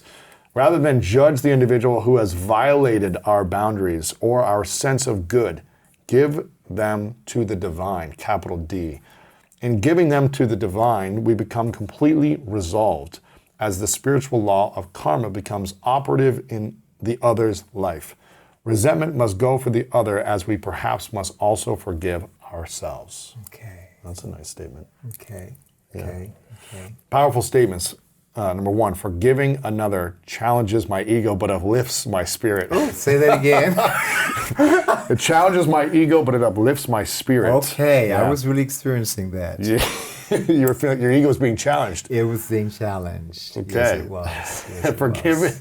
Forgiving I can do, but I forget only when my safety is not at risk. Okay. Forgiving another activates the process of transforming my hurt. Okay. What happens if we don't forgive? Does the hurt stay inside? Because you say forgiving activates the process of transforming. So your what hurt. it is like, I mean, something happened that you feel transgressed again. Yes. So all of that is in here. And it's a morass of feelings: hurt, anger, resentment, disgust at yourself, fear of not saying your Right. truth. Boundaries crossed, All of everything. that is Yeah. in here. And so if I did forgive, that is all there. Forgiving myself or another is essential. Otherwise, I mentally and emotionally stagnate. Gosh. So forgiveness is really like the ultimate Yes. to freedom, to peace, But to it takes health. time. Yeah, you can't It just do takes it in a time. moment. Yeah. Yeah. Well, for some, you may be able to momentarily forgive. Yeah, you step on my foot. Oh, Yeah, yeah. I'm sorry. Oh, okay, no yeah, problem. yeah.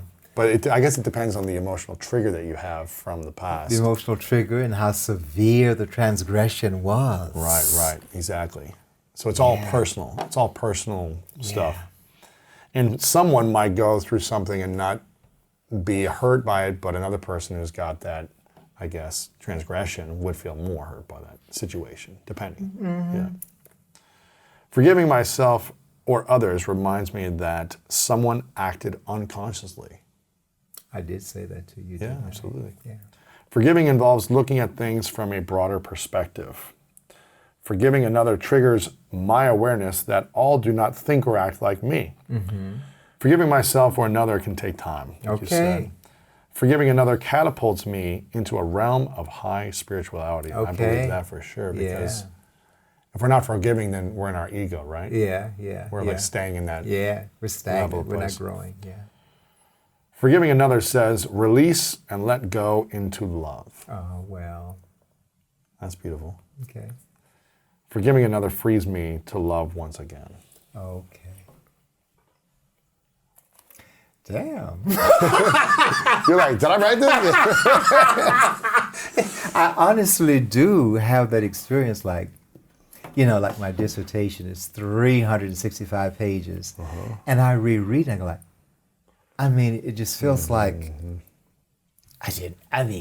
did I really write it? You know what I mean? And I know I did, but, and that's why I'm writing. I'm starting on my second book, but it's really, a surrender. Yes, it is. It's really surrendering to something because channel. Yes, that you want to just put truth and reality and information that's out there that's going to help and heal Absolutely. and elevate. Absolutely. Yeah. Well, you're doing that with this book, The Pocket Guru, which is really inspiring. It's guidance for, and I read a lot of the stuff in here. It's really that you heard me read out. Who's watching? Guidance and mantras for spiritual awakening and emotional wisdom. And I think that's what we all need more of is emotional wisdom. Yeah. With all the different challenges that come up in relationships, in politics, in business or career, in health. Yeah. It's the emotional wisdom that we bring to pain, stress, anxiety, triggers, events in the world. How can we bring the emotional wisdom to so we don't stay stuck in the pain? So it doesn't stay in us. And they honored me. It won the Walden Award in Mind Body Healing this year. Congratulations. Yeah. That's very exciting. I want people to get the book, The Pocket Guru. You can check it out. I have a couple final questions for you. This is called the 3 truths question. Oh my God. That I ask everyone towards the end of the interview. Oh God. So I'd like you to imagine a hypothetical situation that it's your very last day on earth. Oh my God. Many years away. You live as long as you want to live. Uh-huh. And you accomplish all the dreams and goals and peace that you want to create. Okay. But for whatever reason, you've got to take all of your written and audio and video work with you. So the book goes to the next place or it's no longer available. Okay. But you get to leave behind 3 lessons that you would share with the world from all the things that you've learned. I call it the 3 truths. What would you say are those 3 truths that you would share with the world? Live your life, because if you don't, who will? Seek your truth, Yeah. otherwise you will die a lie. Ooh. Okay, I love that one. Love yourself, and then you will give us the ability give yourself the ability to deepen into love for the other. Those are 3 powerful truths. Very powerful. Live your life. Live your life otherwise. Otherwise, Who will? who will? Speak your truth or die a lie. I've never heard it said that way. That's I've powerful. never said it. That's just see, once you forgive, you just tap into this spiritual awakening and things flow through. Read it again. I thought. Live your life, otherwise who will? Speak your truth or die a lie. And then love yourself. And So you can deepen into the love of the other. I love this. Those are powerful 3 truths. Yeah. I want to acknowledge you, Dr. Siri, for showing up here today the way that you did by expressing your full range of emotions Yes. in an effective manner, in a conscious manner, by shifting and allowing me to receive it and Yes. shifting so that we can have an effective conversation and, Yes. and help people with these lessons that you've Yes. learned and Yes. help people with the tools that you have. Yeah. And I acknowledge you for giving me the opportunity to continue to learn and grow and realize that I'm an imperfect human and accepting my own mistakes and all the stuff that I have. I don't want to put imperfect on you or mistakes on you. Okay. I think you we're all doing the best we can, and Yeah. I think you were just being you, Yeah. and then I just brought your attention to some things. Sure.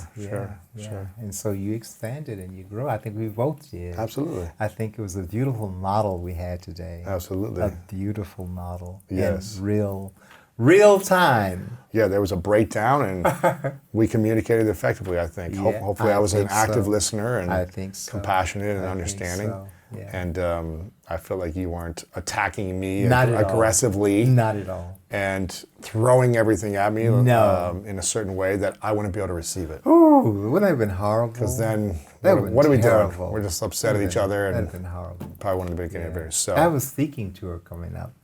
what's that? I have a Oh, yeah. speaking tour that's going to begin in September. We already have booked in Saratoga, New York, and Buffalo, New York, and we have other cities that are in negotiations. So Where can people go to learn more about you, the tour, the book, social media? Where can they go? we're info at sirisatnam.com. Yep. SIRISATNAM. SiriSatnam.com. No, Info. info at sirisatnam.com. Okay. And social media is Dr. Siri Now, Instagram. Dr. Siri Now, Instagram. Is that your most active platform? Okay, so make sure everyone go follow Dr. Siri on Instagram. Send him a direct message and let him know what you enjoyed most from this Yeah, conversation. the website is sirisatnam.com. .com, yes. And your email is info@SiriusSatnam. Gotcha. So you can learn more about the tour, the books, get a couple for your Mentorship friends. program. I have a mentorship program. Mentorship program and everything else over there. This has been beautiful. My final question for you Yeah. Oh God, another one. is, what is your definition of greatness? Greatness. Well, I think that's to live in harmony with yourself. I think we all are great because we are created by that unseen greatness. Just think of, what is it that got the sun, sitting in the sky, the seasons coming to go, and woman opens up to give birth to life, and she turns her blood into milk to nurture us, and that is nothing but the great divinity, and we come from that, and we are that, but we forget that. Yeah, And so to live in that is to be great. absolutely. Dr. Siri, thank you so much for being here. I appreciate you very much. Yes, Thank you. yes. Thank My you. pleasure. I want you to stick around for some more powerful content that reminded me of this interview, and I know you're gonna love it. Why is it so hard to set boundaries instead of what I normally have done in the past, which is just please them, do what they want to make them happy so that there's peace in that environment, as opposed to create the environment of boundaries and agreements so that I'm not out of integrity with myself? Why is that hard for someone like myself and so many of us? Because we're emotional beings. When you talked about us having emotions and feelings, we feel that when we set boundaries, and we're constantly thinking about how might this make them feel. And often when we are setting a boundary, we have this dialogue with ourselves that's much worse than what actually comes out. So we're like, they're going to say this, I'm going to say that. And it's really a process we go through that talks us away from setting the boundary with the person, because we're so scared to really execute what we want, because we fear the reaction of what they might say or do if we set the boundary. But a lot of people react when they don't get what they want, when it's not their way. So how do we just be human beings in relationships when people are constantly let down, frustrated, hurt by a boundary that's set, whether it be an intimate relationship, professional, family? How do we find the alignment with boundaries as opposed to hurting people when we want something different? We find the alignment when we speak about our boundaries earlier. So lots of times we wait until something has happened 1,000 times, and now the person sees it as really offensive that you've come to them after the 100th offense. And you're now saying, why did you do this thing? Or I need you to do this. It's like, I've been doing this for 4 years. It's much easier when we are more in tune with ourselves and we really tap into our feelings of discomfort, frustration, being angry, and act, instead of waiting until things are at a point where we can't take it anymore. And so if we speak boundaries sooner, it's much easier to set boundaries. And so I know that in our relationships already, the boundaries, they're far gone and we have to do a lot of cleanup. But once we get to that point, let's start moving forward in a very boundary way. It's kind of like how a parent parents their child. You know, most of them start off with some sort of rules and structure, and they keep going with it. It's not like when you're 16, you find out, oh, these are all the rules. It's like, no, like when you were 2, you had rules. When you were 3, it's a continual process. And, you know, sometimes we don't like the rules, but as we grow in the relationship, if they're healthy rules, we learn to understand them. It's like, oh, that's why my mom didn't want me out at 4 a.m. You know, when I was 15 and I wanted to do it, yes, it seemed like a crazy thing for her to say. But now it makes sense. Like I was 15. And so as we, you know, grow up, we start to figure out like, okay, so that's why my friend may have said, you know, this is what they prefer in this situation. So the sooner we set them, the better. And if we're not, you know, starting a new relationship, it's okay to go back and piece by piece, just implement a boundary. What if you feel like you've been in a relationship for 6 months or 6 years and you feel like your boundaries have been violated over and over again, but you haven't taken the responsibility to commute them effectively, non-passive aggressively, or, you know, whatever way that's not effective? How does someone set up the conversation for boundaries? And do they dump all of their anger and frustration of 72 boundaries that have been crossed? Or is it a one-at-a-time process over many, many months and years if you've been together for a longer time? It's a one-at-a-time process. No one wants to hear the never-ending conversation about how terrible they are. You did this, and here's you did another, this. Yeah. That's not good communication. Right. And I wonder if you have 72 boundaries, maybe they could fall into 5 categories. And you can kind of say, okay, category 1, like this is the thing that I really want to address with you. And it might not be 72, but it's just a variation of the 5 things. And so really focusing in on what is the most important, what is the most pressing. And sometimes I'm happy you said like the passive piece, because that's one of the things I talk about in the book. 5 ways to execute a boundary: passive, passive aggressive, manipulative, aggressive, assertive. That's what we want, assertive. But I think so often we'll pretend we don't really have an issue with something. We'll get mad secretly at people. We'll try to manipulate people and they don't even really know what we want. And it's just not effective. It's not. And we suffer longer trying to sit in the silence of, I don't want to be uncomfortable, or I don't want to make this other person uncomfortable. And what if someone doesn't even know that they've been crossing a boundary? They've been living their life. They've been doing things the way they have been doing them with their intimate partner, and they haven't said anything. Their partner hasn't said that they've crossed anything, but they've been harboring some type of resentment or frustration or whatever it may be towards their partner. And they don't know they're doing anything wrong.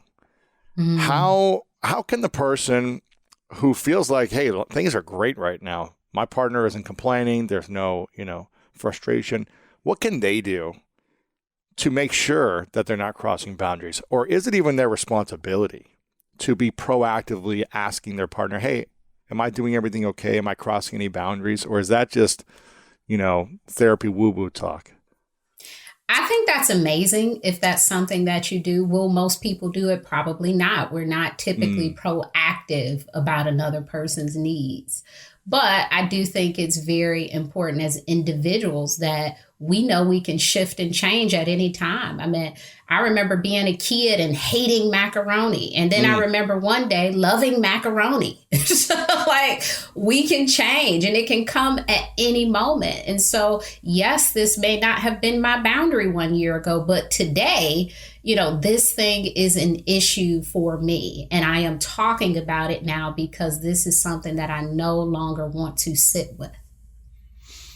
Are boundaries the only way to find peace, inner peace, and relationship peace?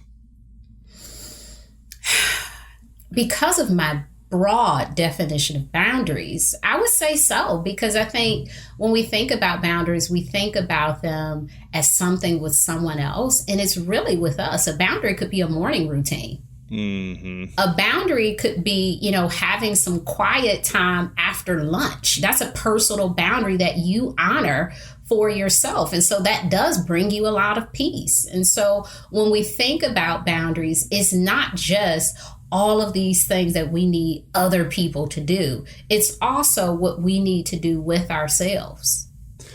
What happens when we don't live into our own boundaries with ourselves? Not even other relationships, but just our own relationship with ourselves. I think we experience a lot of frustration, self-betrayal. I think we get really upset at ourselves. I think it causes a lot of anxiety and depression and, feeling out of alignment because we're not honoring those things that we say that we want for ourselves. So how do we set the right boundaries for ourselves, and how do we set them in relationships as well? And is it different conversations for different types of relationships, or is it the same conversation? It's the same core conversation. It's identifying what the issue is, communicating that, and really stating what you need. Because I think sometimes we think we're setting a boundary because we tell people a problem, but a problem is not a need. So sometimes we'll say, I don't like it that you're late, and that's it. And we're like, I set a boundary. It's like, no, well, you didn't tell them what you needed them to do next time. And so it's very important that you state what you need, not just the problem. I think the problem, we're used to talking in terms of problems, but really focusing in on this is what I need, this is what I want, this is something that makes me feel really safe and comfortable. I love it when you do blank, can be really helpful. And yes, we can use that strategy in multiple types of relationships.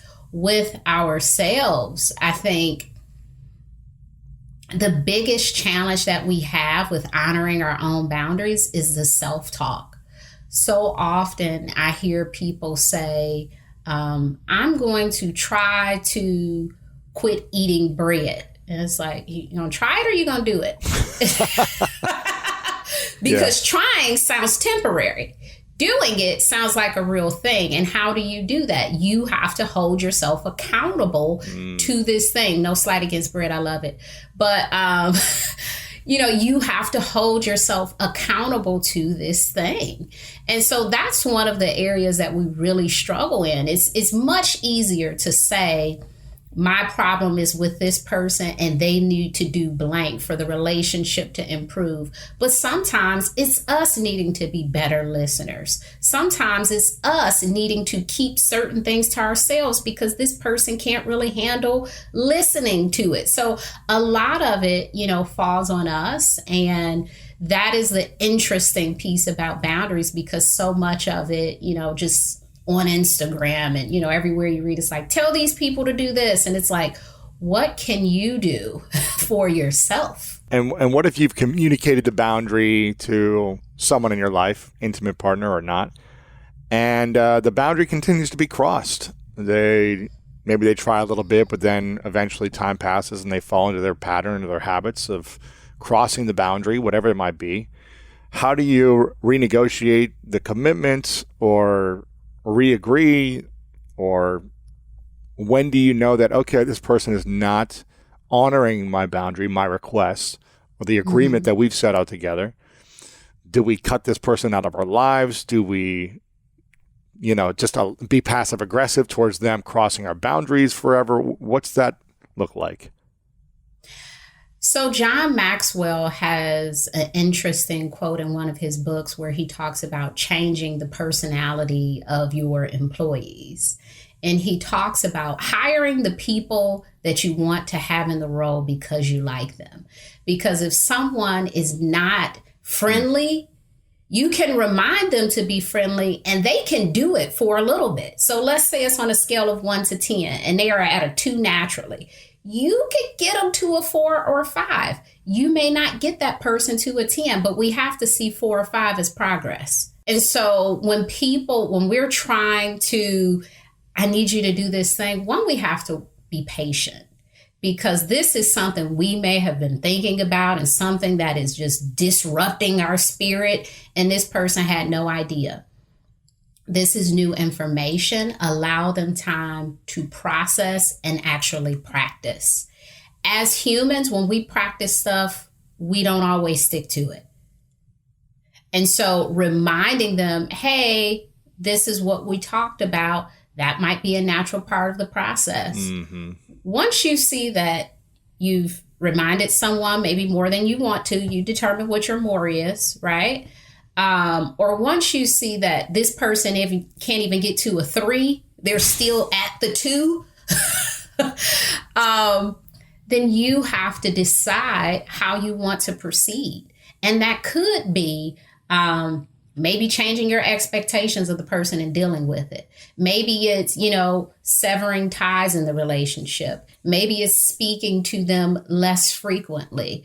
Maybe there are so many things, and I don't think there's one that works for everyone, because there are so many people who say, well, I can't cut my mom off.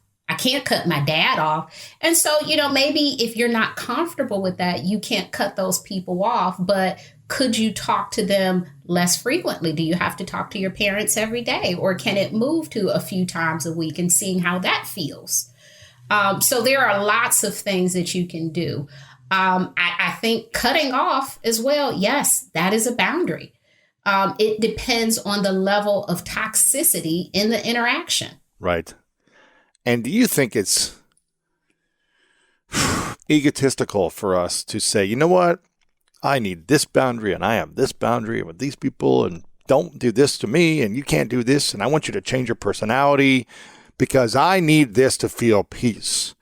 Is it too egotistical for us to have these boundaries? Or what would it look like? Is it possible to allow 0 individuals to trigger our emotions and to us be peace no matter what is happening around us? If someone cuts us off in the street and crosses our boundary physically, if someone says something to us in an argument, if someone shows up late, is there a way that we can just be peace and not need boundaries? Or is every person need certain boundaries? So the first part of your question, it sounds like you were referring to rigid boundaries where you are like, these are absolutes. They apply to every single person and I must speak my boundaries. I don't think that that's healthy because everyone doesn't need the same boundaries. And so they are, they're a unique experience based on the relationship. You know, every coworker doesn't need the same boundaries with you. And so we have to be in relationship with people and see how things go and what we're comfortable with and what we're not comfortable with. And that's how we determine the boundary. There's no, I never loan people money. Maybe, you know, this person borrowing $10 for lunch and they really give it back tomorrow because they forgot their wallet. Maybe that's not such a bad thing. You know, so if you have a rigid boundary of I never, you also don't help people sometimes when they really need it. And so being very intentional about when to execute the boundaries is really important. You mentioned, is it possible to just be at peace without boundaries? Yeah, if you lived in a space all by yourself and no people around you and you could control every single aspect of your life. Now, is that possible? I don't know. I think of, you know, like traffic signals as boundaries. I get so upset when I'm stuck at a light and it's just flashing because everybody around is like, what are you going to do? What are you going to do? And it's like, nobody's going. Like, we need the boundary of this light. And so, no, I don't want to exist without boundaries. Please come fix this light. And so that's how I think of relationships. Like, it's not working. It's like everything is like, it's like, come on, drop a boundary here. Yeah, I think structure is a powerful mechanism for life. You know, just having a time where you go to sleep, having a time when you wake up, you know, cleaning your space, going to. I just remember I was a boarding student in high school and in middle school. I went to a private boarding school. And I remember everything changed for the better when I was essentially not forced, but structure was created for us to wake up at 6 a.m., to clean our room and make our bed, to do the morning, you know, Bible lesson, to go to school, to then have practice, then have 2 hours of study hall every night with the door open. It like, you didn't like the structure sometimes, but I remember at the end of the day being like, oh, I'm a better human being with structure. And I'm actually more creative with structure as opposed to having no boundaries, do whatever I want. I can do anything, anytime. You feel more productive and more creative in my life with structure. So I think I think you're onto something. If we had no traffic lights, it'd be chaos. So creating these boundaries are important. Yeah, I used to be a juvenile probation officer in Detroit very early in my career. And I had kids who were at home in the community and I had kids who were in placement, which is jail for adolescents.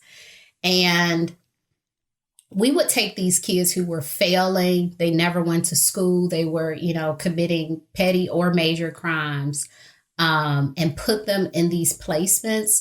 And the structure, I mean, you would get 6 months later, this would be like a different straight A student playing with peers sort of kid. And I'm like, whoa, what do we do here? We implemented some boundaries and it literally changed their lives in a matter of months. And I was like, oh my gosh, like this is unfortunate.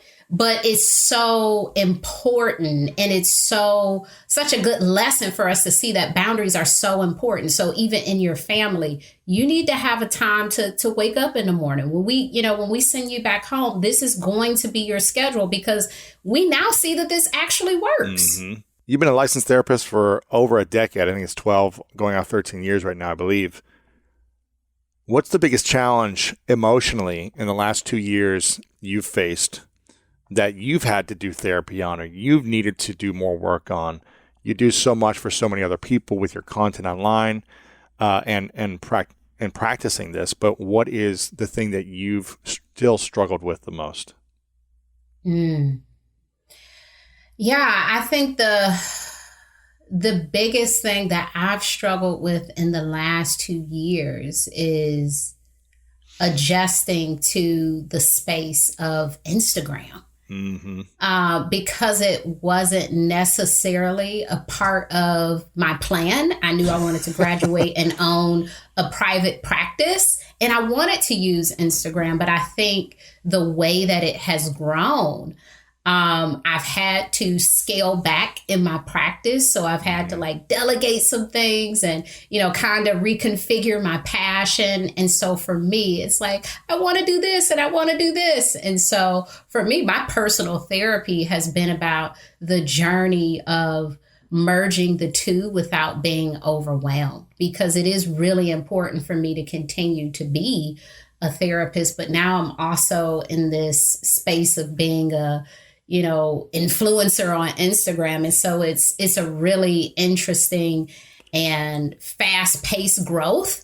And so having someone outside of both of those worlds to like bounce this process off of has been really helpful. And yeah, it's just been really helpful to talk about that, because I think any life transition, there's so many steps to it to get really comfortable in a new role. And so my therapist will even sometimes say like, remember when you had like 1,000 followers? Remember when you said you wanted to write a book and now it's out? And I'm like, oh my gosh, like this is, so it's like talking to a motivational historian who pushes you, but also triggers you.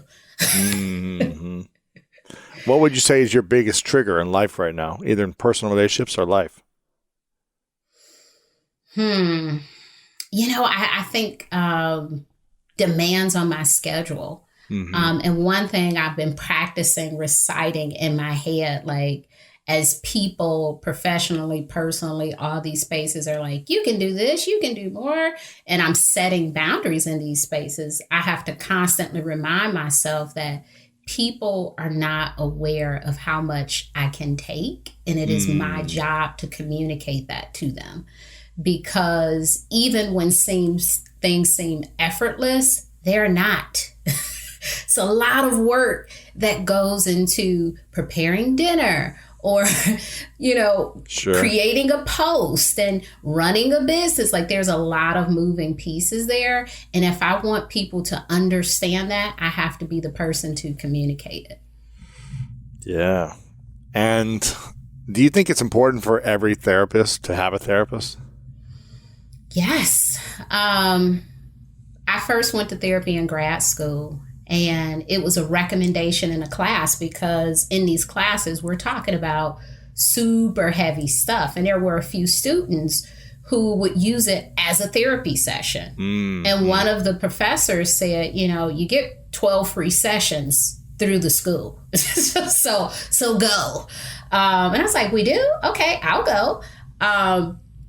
And so I went, and it was a wonderful experience. Like to literally have someone just sit there and listen to you. Like they're not talking about themselves. And when they do, it's so tiny. It's just a little tiny droplet of listen to me. And the rest of it is, And what did you think? I'm like, can I do this daily? Like no one's listening like this. And so I liked it. I took my 12 sessions and I took a break for a while, and just at different points, I've kind of hopped in and hopped out, sometimes, once a month, sometimes every other week. It just really depends on what's going on in life. But to be a therapist, it's important to know how that process works and also how you make people feel. Yeah. And what was the biggest aha moment for you since starting therapy to now? Is there a specific session or period of sessions that really tapped into something for you that allowed you to unlock something new for yourself or let go of something that was holding you back? Yeah. The first time I went to therapy, I was really struggling with a friendship.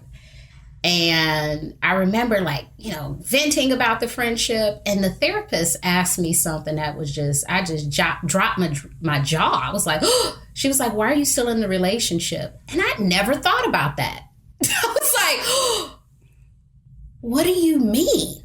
Like, it's my friend. And she's like, okay, tell me more. Like, what other things are keeping you there? And it was nothing. It was nothing. And it was just like, wow, what a magical question. Like, what are you getting from the relationship? Because, if you hear someone saying like, this person is gaslighting me and they're doing all of this stuff, it's like, okay, so tell me, what are you doing there? I'm taking it. That's what I'm doing. Did you end up getting out of that relationship or letting go of that friendship? Eventually. Yeah. I think with relationships, I'm much better at it now, but I was early 20s. And at that time, I didn't think it was a big enough deal, because I think many of us, we sort of feel like it has to be a big reason to leave a relationship, because it can't be something as small as, this person doesn't listen to me, right? It has to be like, they stole my account info. Like, right. It needs to be something really big. And, that therapist taught me, like, no, it doesn't. It just has to be something that is consistently an annoyance. And I'm like, like, you mean if I'm consistently like frustrated and like that could be a reason to leave? She's like, yeah. I'm like, oh, okay. I'll remember that next time. Yeah, that's good. I think a lot of us, I hear this a lot from people. They're like, we've been childhood friends. We've known each other since we were 7, and now they're in their 20s or something, and they have completely different interests or different life paths, and they try to like hang on to this friendship sometimes, but they realize they don't have a lot in common, or it's not supporting either of them, but they hold on to the past idea of, well, we've known each other for so long, so we have to stay friends. What I'm hearing you say is, if it's annoying both people, you don't have to be in the friendship, right? Mm-hmm. Yeah. Yeah. Historical relationships, even, within the family or with an employer, sometimes we'll stay because, well, this is my 10th year. This is my 11th year. I like my coworkers. But you haven't gotten a raise in 5 years. There are so many reasons that we'll find to really hang on to these situations that we're no longer happy with. Yeah. Do you think after a relationship breakup, we should take time to heal, process? How much time do you think we should take? And when should we know if it's a good time to start dating someone or people again?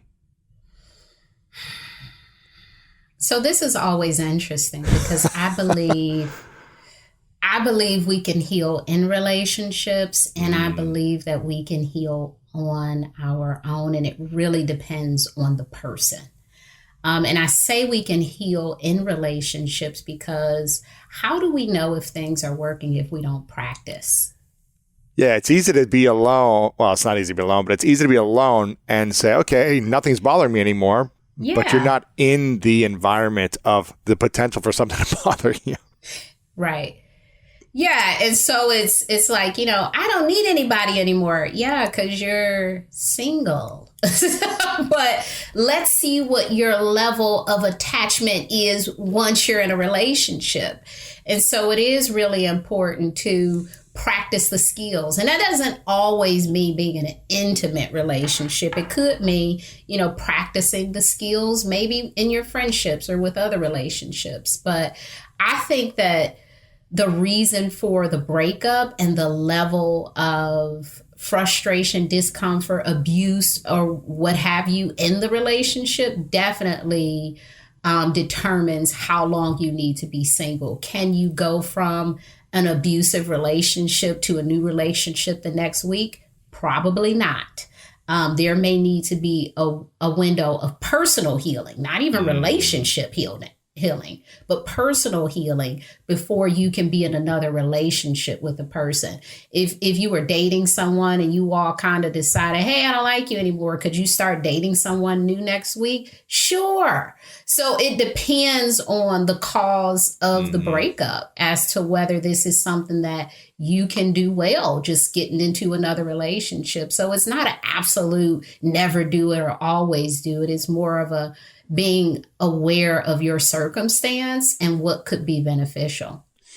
And with all of your years as a practitioner, what is the common thread that you see in a lot of relationships or dysfunctional relationships that aren't working, or the arguments or the breakdowns that are happening? What's the biggest fear or common thread you tend to see often in many of the sessions that you do?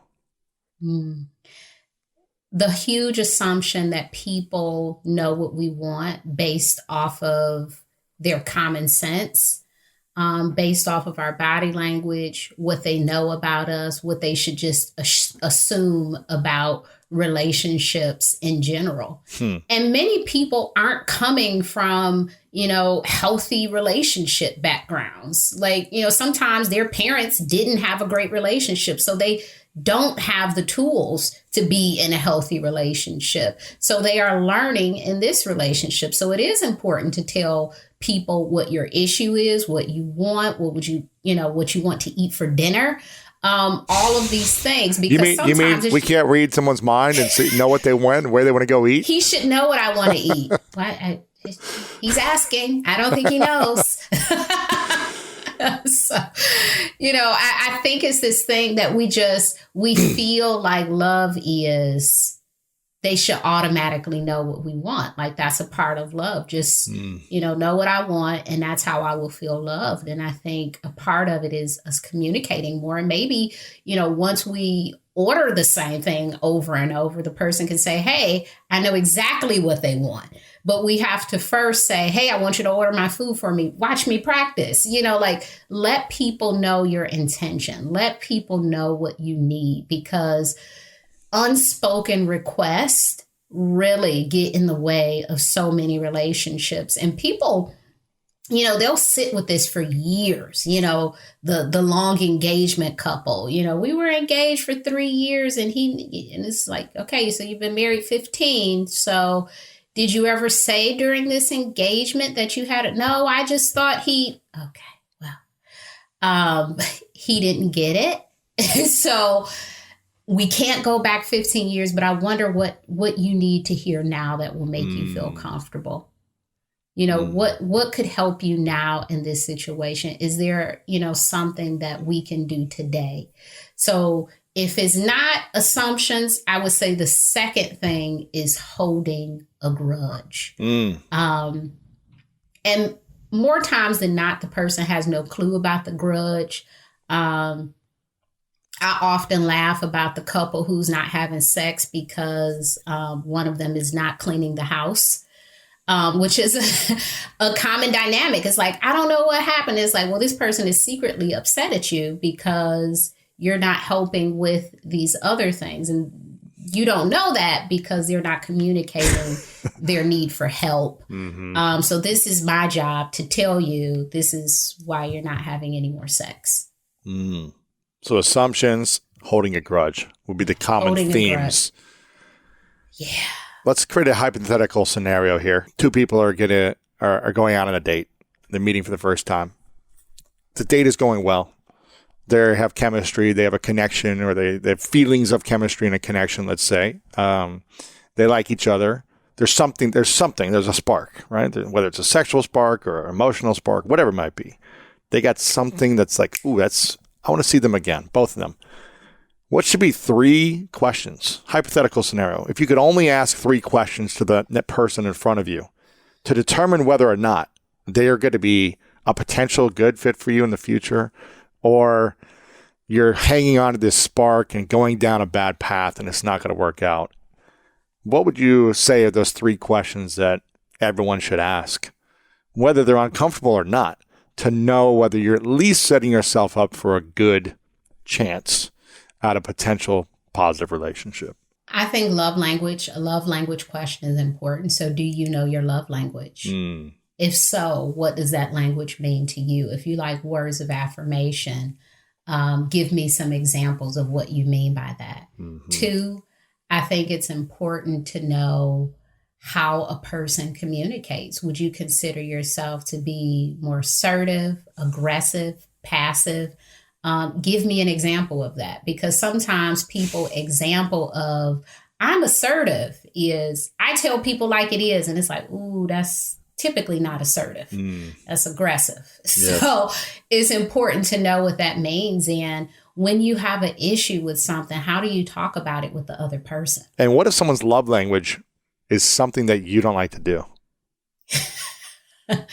Well, we can't date ourselves. And so sometimes we have to get a little bit comfortable with doing things for people, because it's not just about dating relationships. Everyone has a love language. So when you have a child with this person, your child will probably have a different love language. Would you say, hey, I'm not doing that because I don't like it?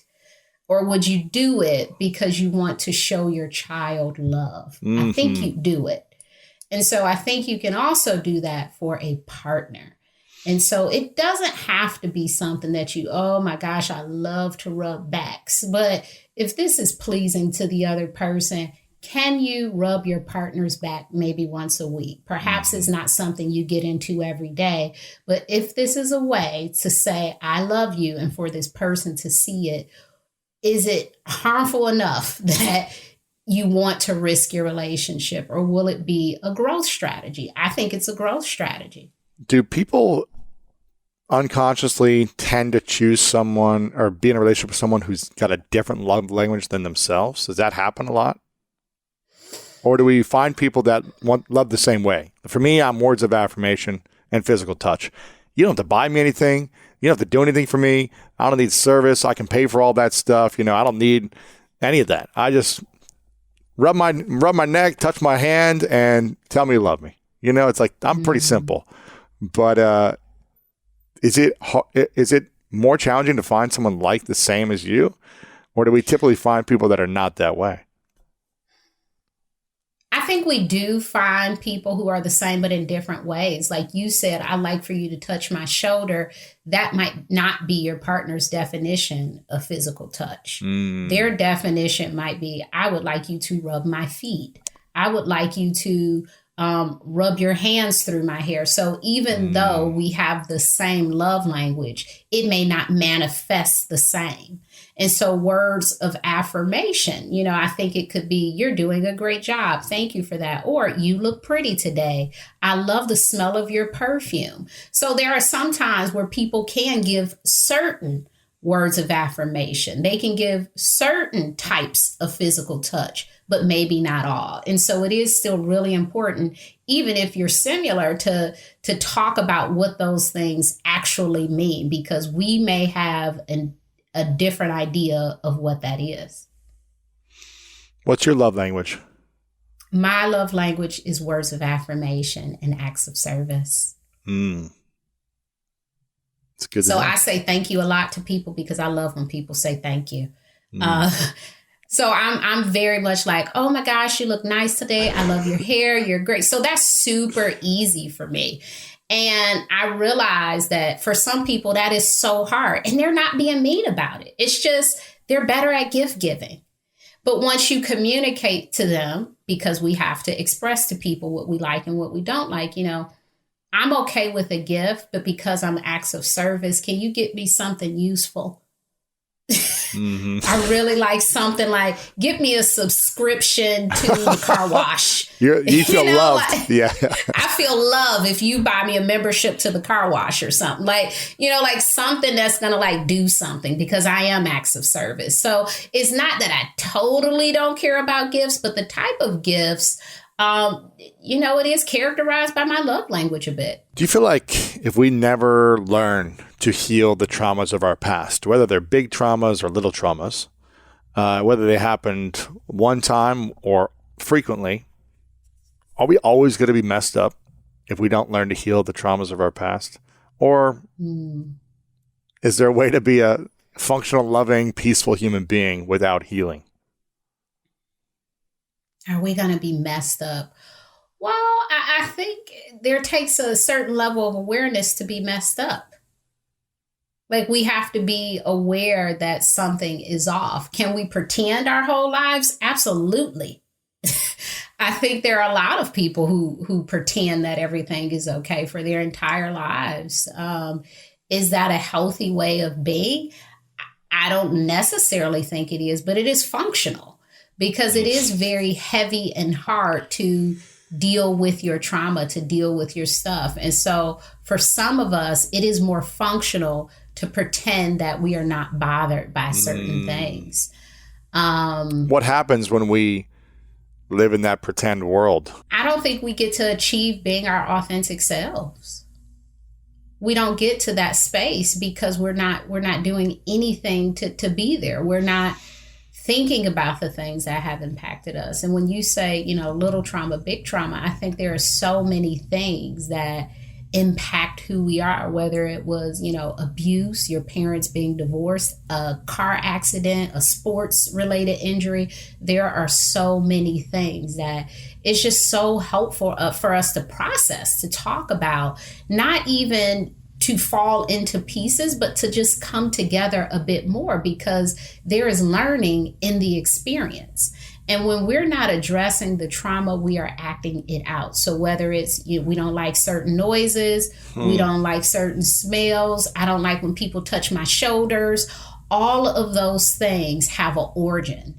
And so it's so important to really connect with that, because it's hard to get past somebody touching your shoulders if you can't even talk about the experience that brought you to that space.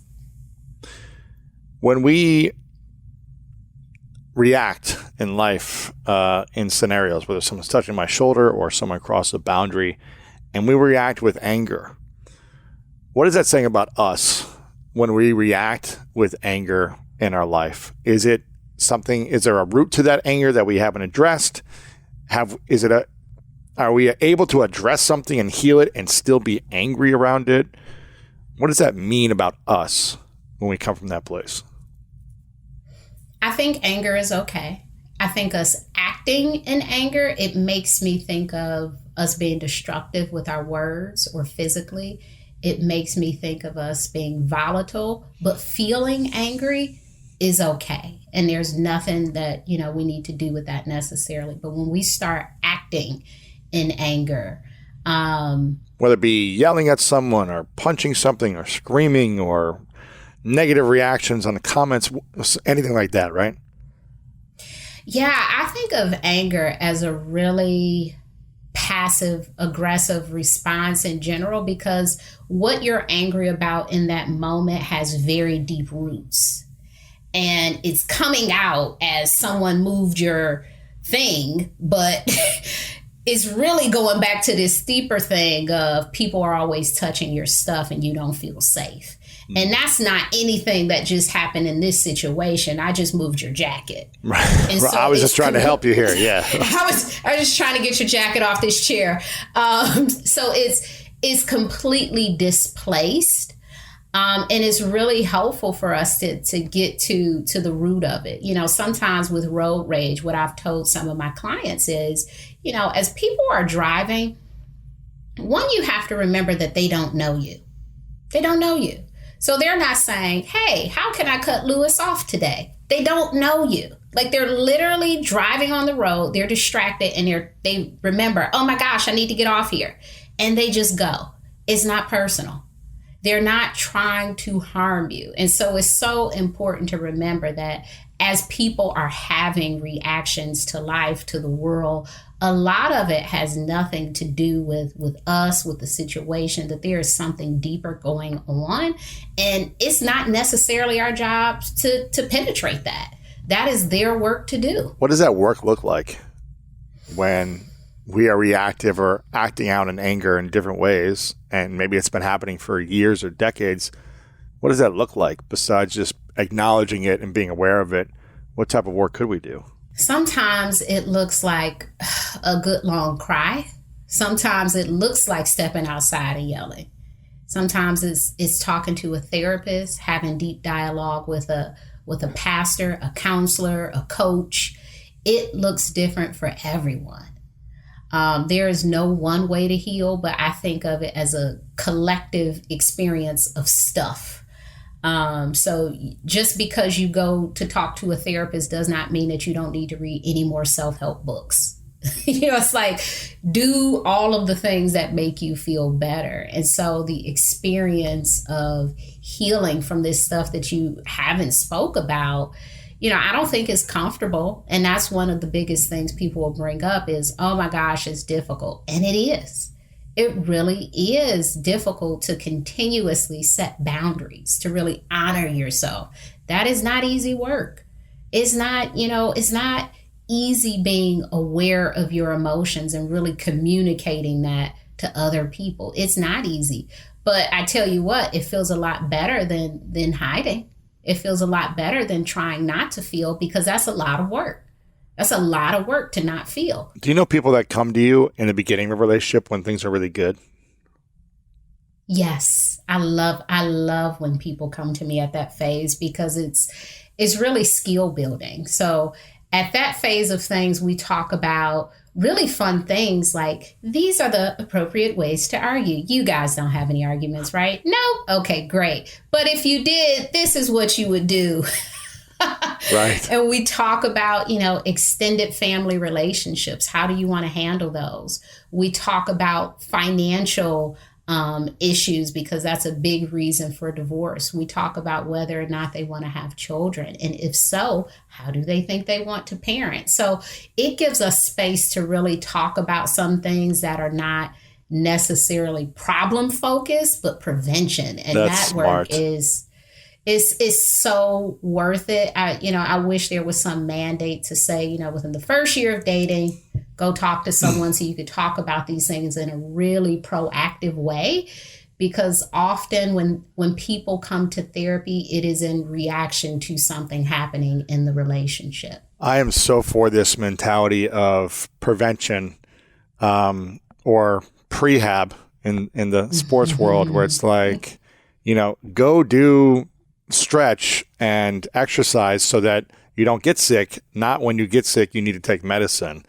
Eat healthy so that you stay healthy a long time and not have to, go to the hospital and get sick. And I think the same goes for relationships. It's invest in prevention tools or prehab tools, whatever it might be, to prepare yourself so that you don't need to get to that place. So you don't need to hurt yourself in a relationship and then learn to heal. You're preventing beforehand. And this is something that I think is extremely important to do. Like if you're with someone for 3 to 6 months and you're like, okay, now we're going to be exclusive. For me, it'd be amazing to just jump into therapy right then and do it weekly for a while, just to be clearing all these things before you need to clear them. I think it's a game changer. And I'm curious, you mentioned money as being one of the major reasons people get divorced. Is it money typically the main thing or the common thread? Communication. I think number one is communication. So people feeling like they argue a lot, they're not able to get along, that sort of thing. And then money is right up there next to it. I think I consider that a communication thing. Sometimes we have roles in our relationships, like he should handle the budget, but sometimes he is not the best with money and you're better at budgeting. And so in that phase of things, it's really helpful to talk about what could work for your unique relationship and what is traditional and what is necessary. Because sometimes following tradition may not work for your relationship, and you'll have some couples who really fight about this is how it should be when it isn't really that way. And we have to accept that and just roll into something that works for the relationship. What is it typically about money that causes so much friction in relationships for people? How we spend it, accountability. We spend money differently. Like some, in lots of relationships, someone is the spender and someone is the saver. One person values spending money on this thing over this thing.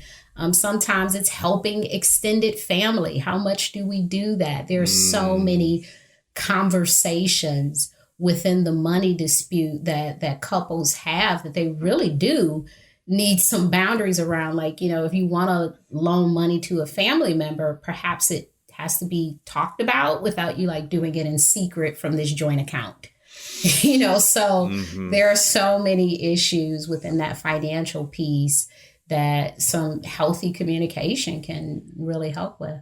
And you mentioned, how you've been doing things in your relationship, the traditional style of how money has been handled in the past relationships, and then what's necessary. With so much that's evolved in our society, especially in America here in the last, 20, 30 years, with both partners having dual incomes more equally than they were probably 20, 30, 50 years ago, with both partners being more driven and career focused in their 20s and mostly in some in their early 30s as opposed to having kids sooner, these things evolving and shifting. How should we be thinking about money in a new way in our relationships? And if both parties are not equally, but both on a process and a journey of earning their own money and having their own careers and having kids later, should we merge our money? Should it be separate since both are productively earning? How should we look at that moving forward? So that is one of the things we process. Do you do it together? Do you do it separately? Because most folks will say, well, we do it together because that's what you do in a relationship. And some people are more comfortable doing it separately and saying, here's your side of the bills and here's my side of the bills. And I spend it on what I want to spend my stuff on, and you spend your money on what you want, and I don't want to stress about it.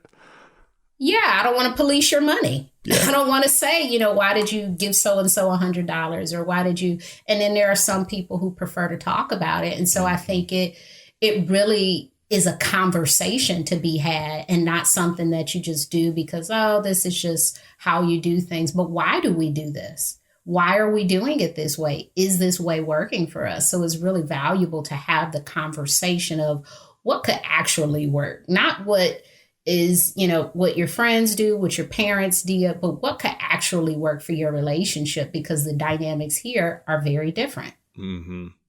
How do we have those conversations when people have this expectation of the traditional way things are done in dating dynamics, marriages of the past, and where we are in the present? How do we have that conversation and not offend someone or hurt someone? Well, my dad did this for me and my mom did this and this is the way it's supposed to be. Like, it just seems like it's so much more confusing and challenging to communicate with the different expectations that are out there right now. Yeah, I think we have to take the my's out of it and put in like what could work for us. Because the my mom, my dad, my friends, you're really making the conversation about you and not the both of you and what could actually work. And what could actually work is something that's a little different from other people. And so just really, I know it's hard when you think that is the only way, like that traditional landscape. And it could work for your relationship.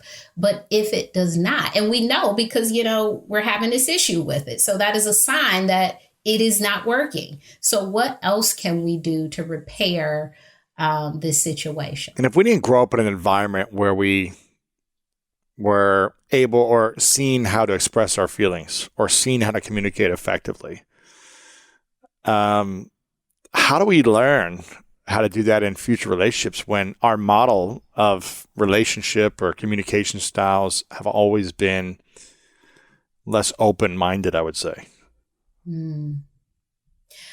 Well, I think sometimes your environment certainly teaches you what not to do. If you came from a situation where your parents were combative in how they communicated with one another, perhaps you could learn to be less combative. And if that made you feel unsafe or scared, then you're like, I don't want to repeat that. Yeah, I think sometimes people will think, well, I don't want to argue at all. And that's not healthy either, to be conflict avoidant. But how can you argue in a way that is not combative? And that is possible.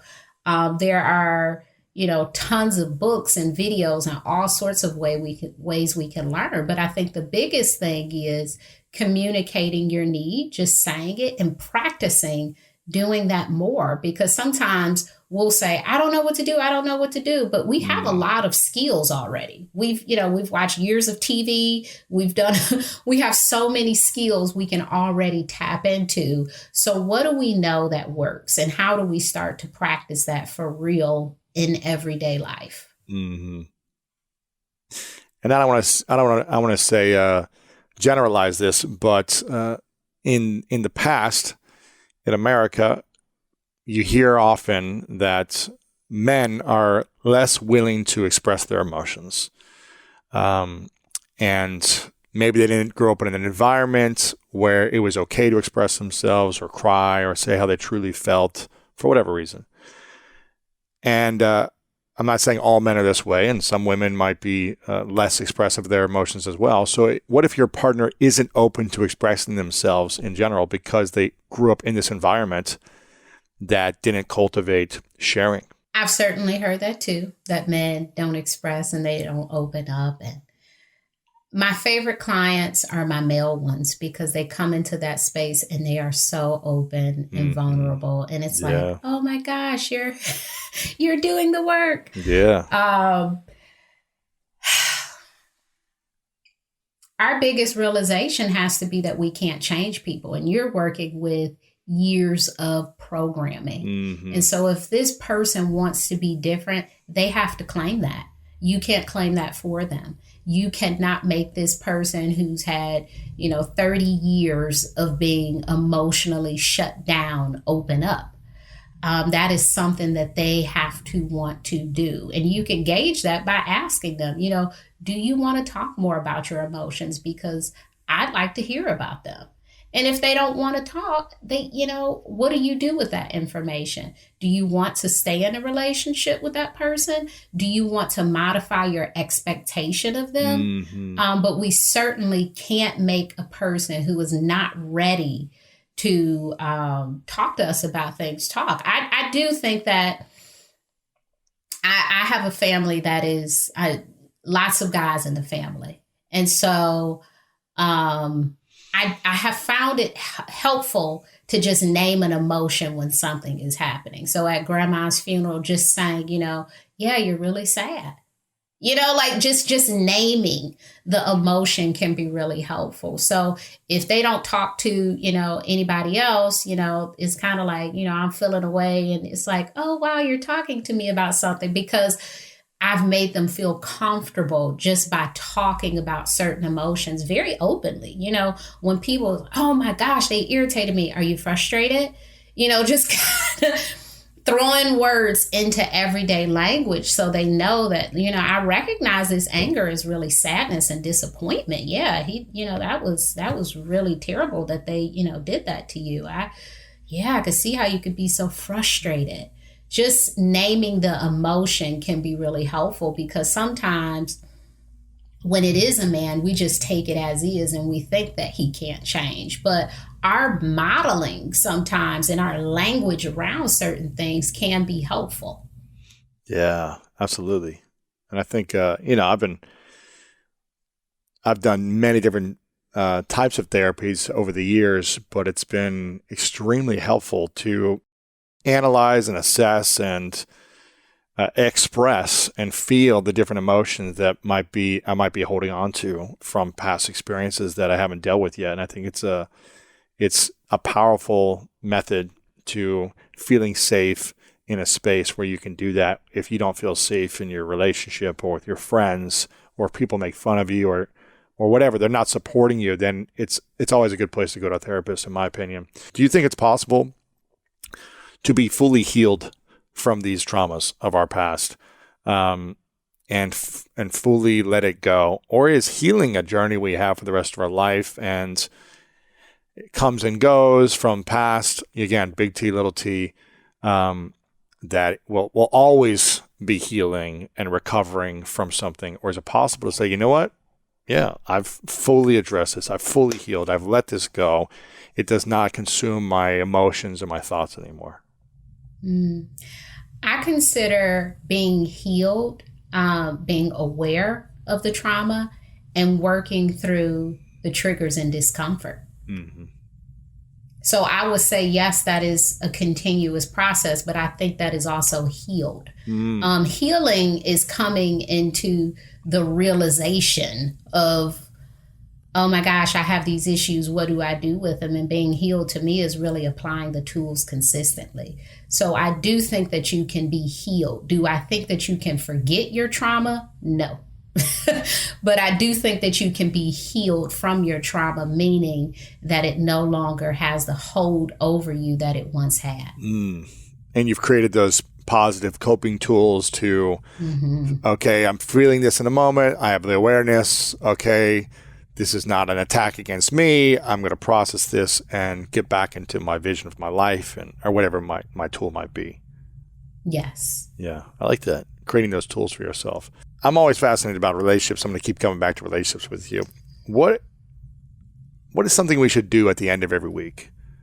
Whether it's a Friday, Saturday, or Sunday for you, but you're with your partner, you've got 30, 60 minutes of alone time, no phones, and you have an opportunity to connect eye to eye, heart to heart.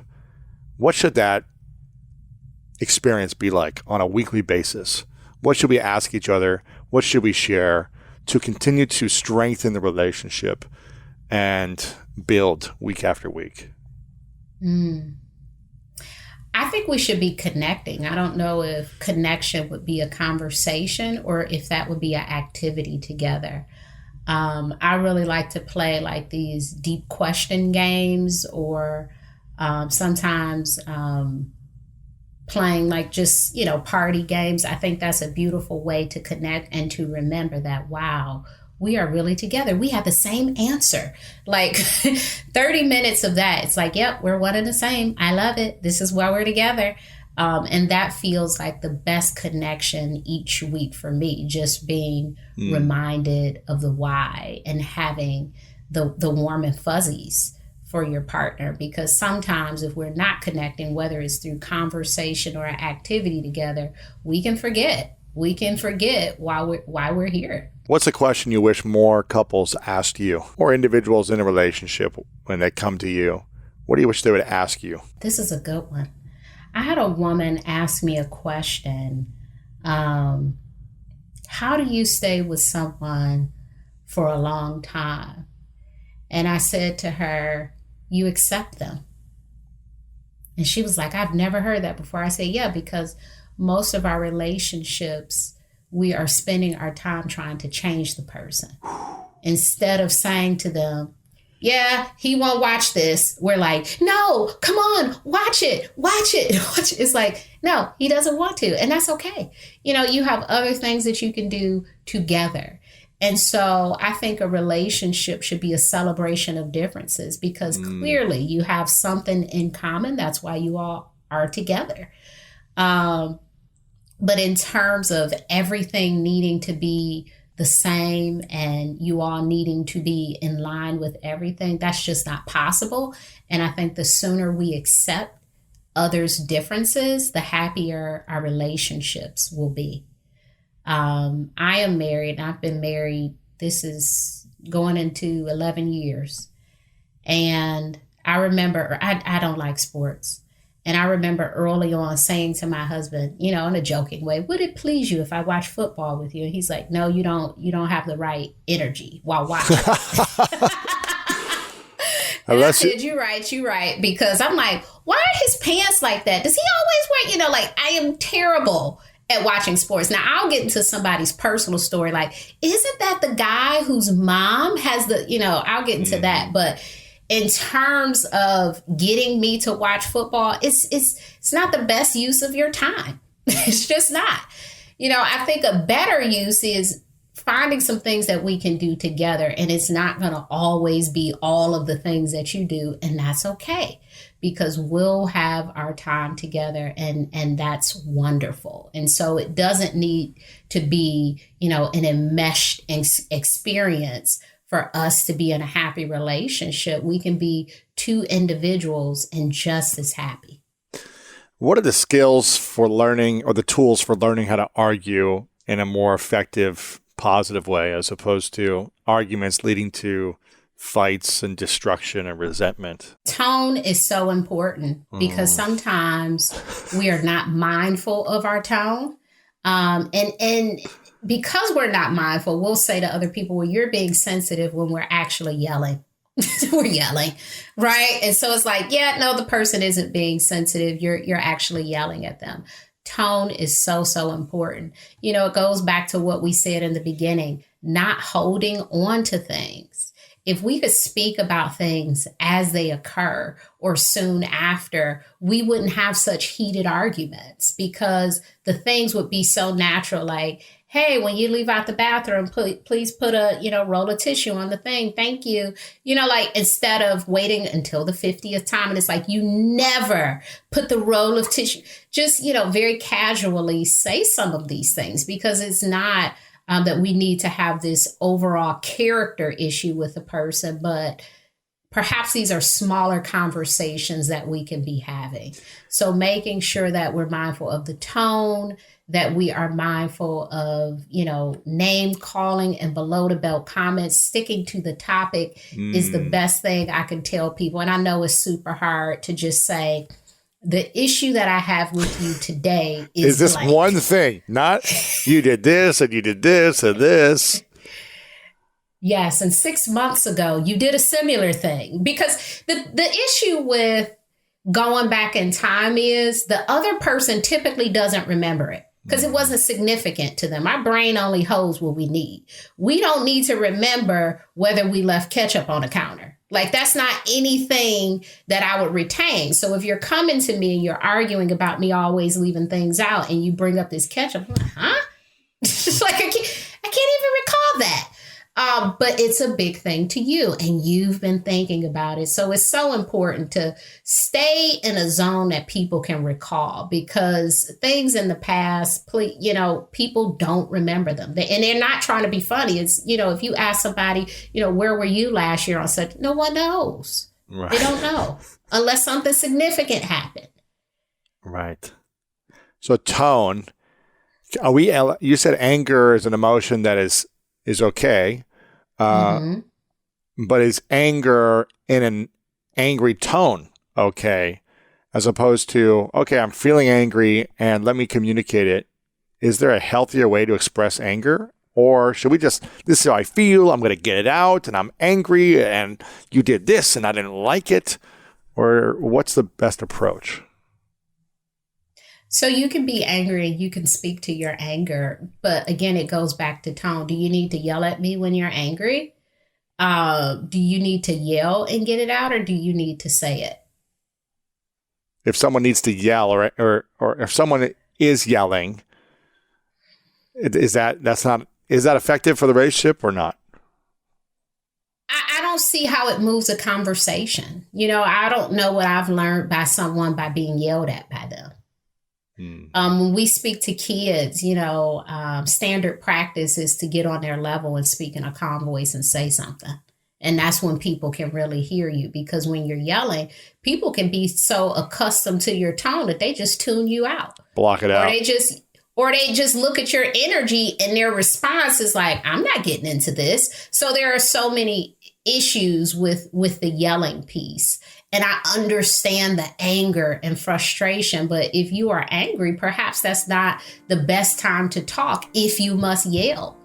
Perhaps calming down a little bit and then coming back to the topic when you're able to speak through your anger and not act in your anger is better. And so I help people to revise their stories because the reason they can't move forward in the story, the reason they can't get to the next chapter is because of something is wrong with the story. They are stuck. And so it's almost like I'm helping them with writer's block. I mean, for me, life is an interpretation. Yes. Right? There's an instance that happens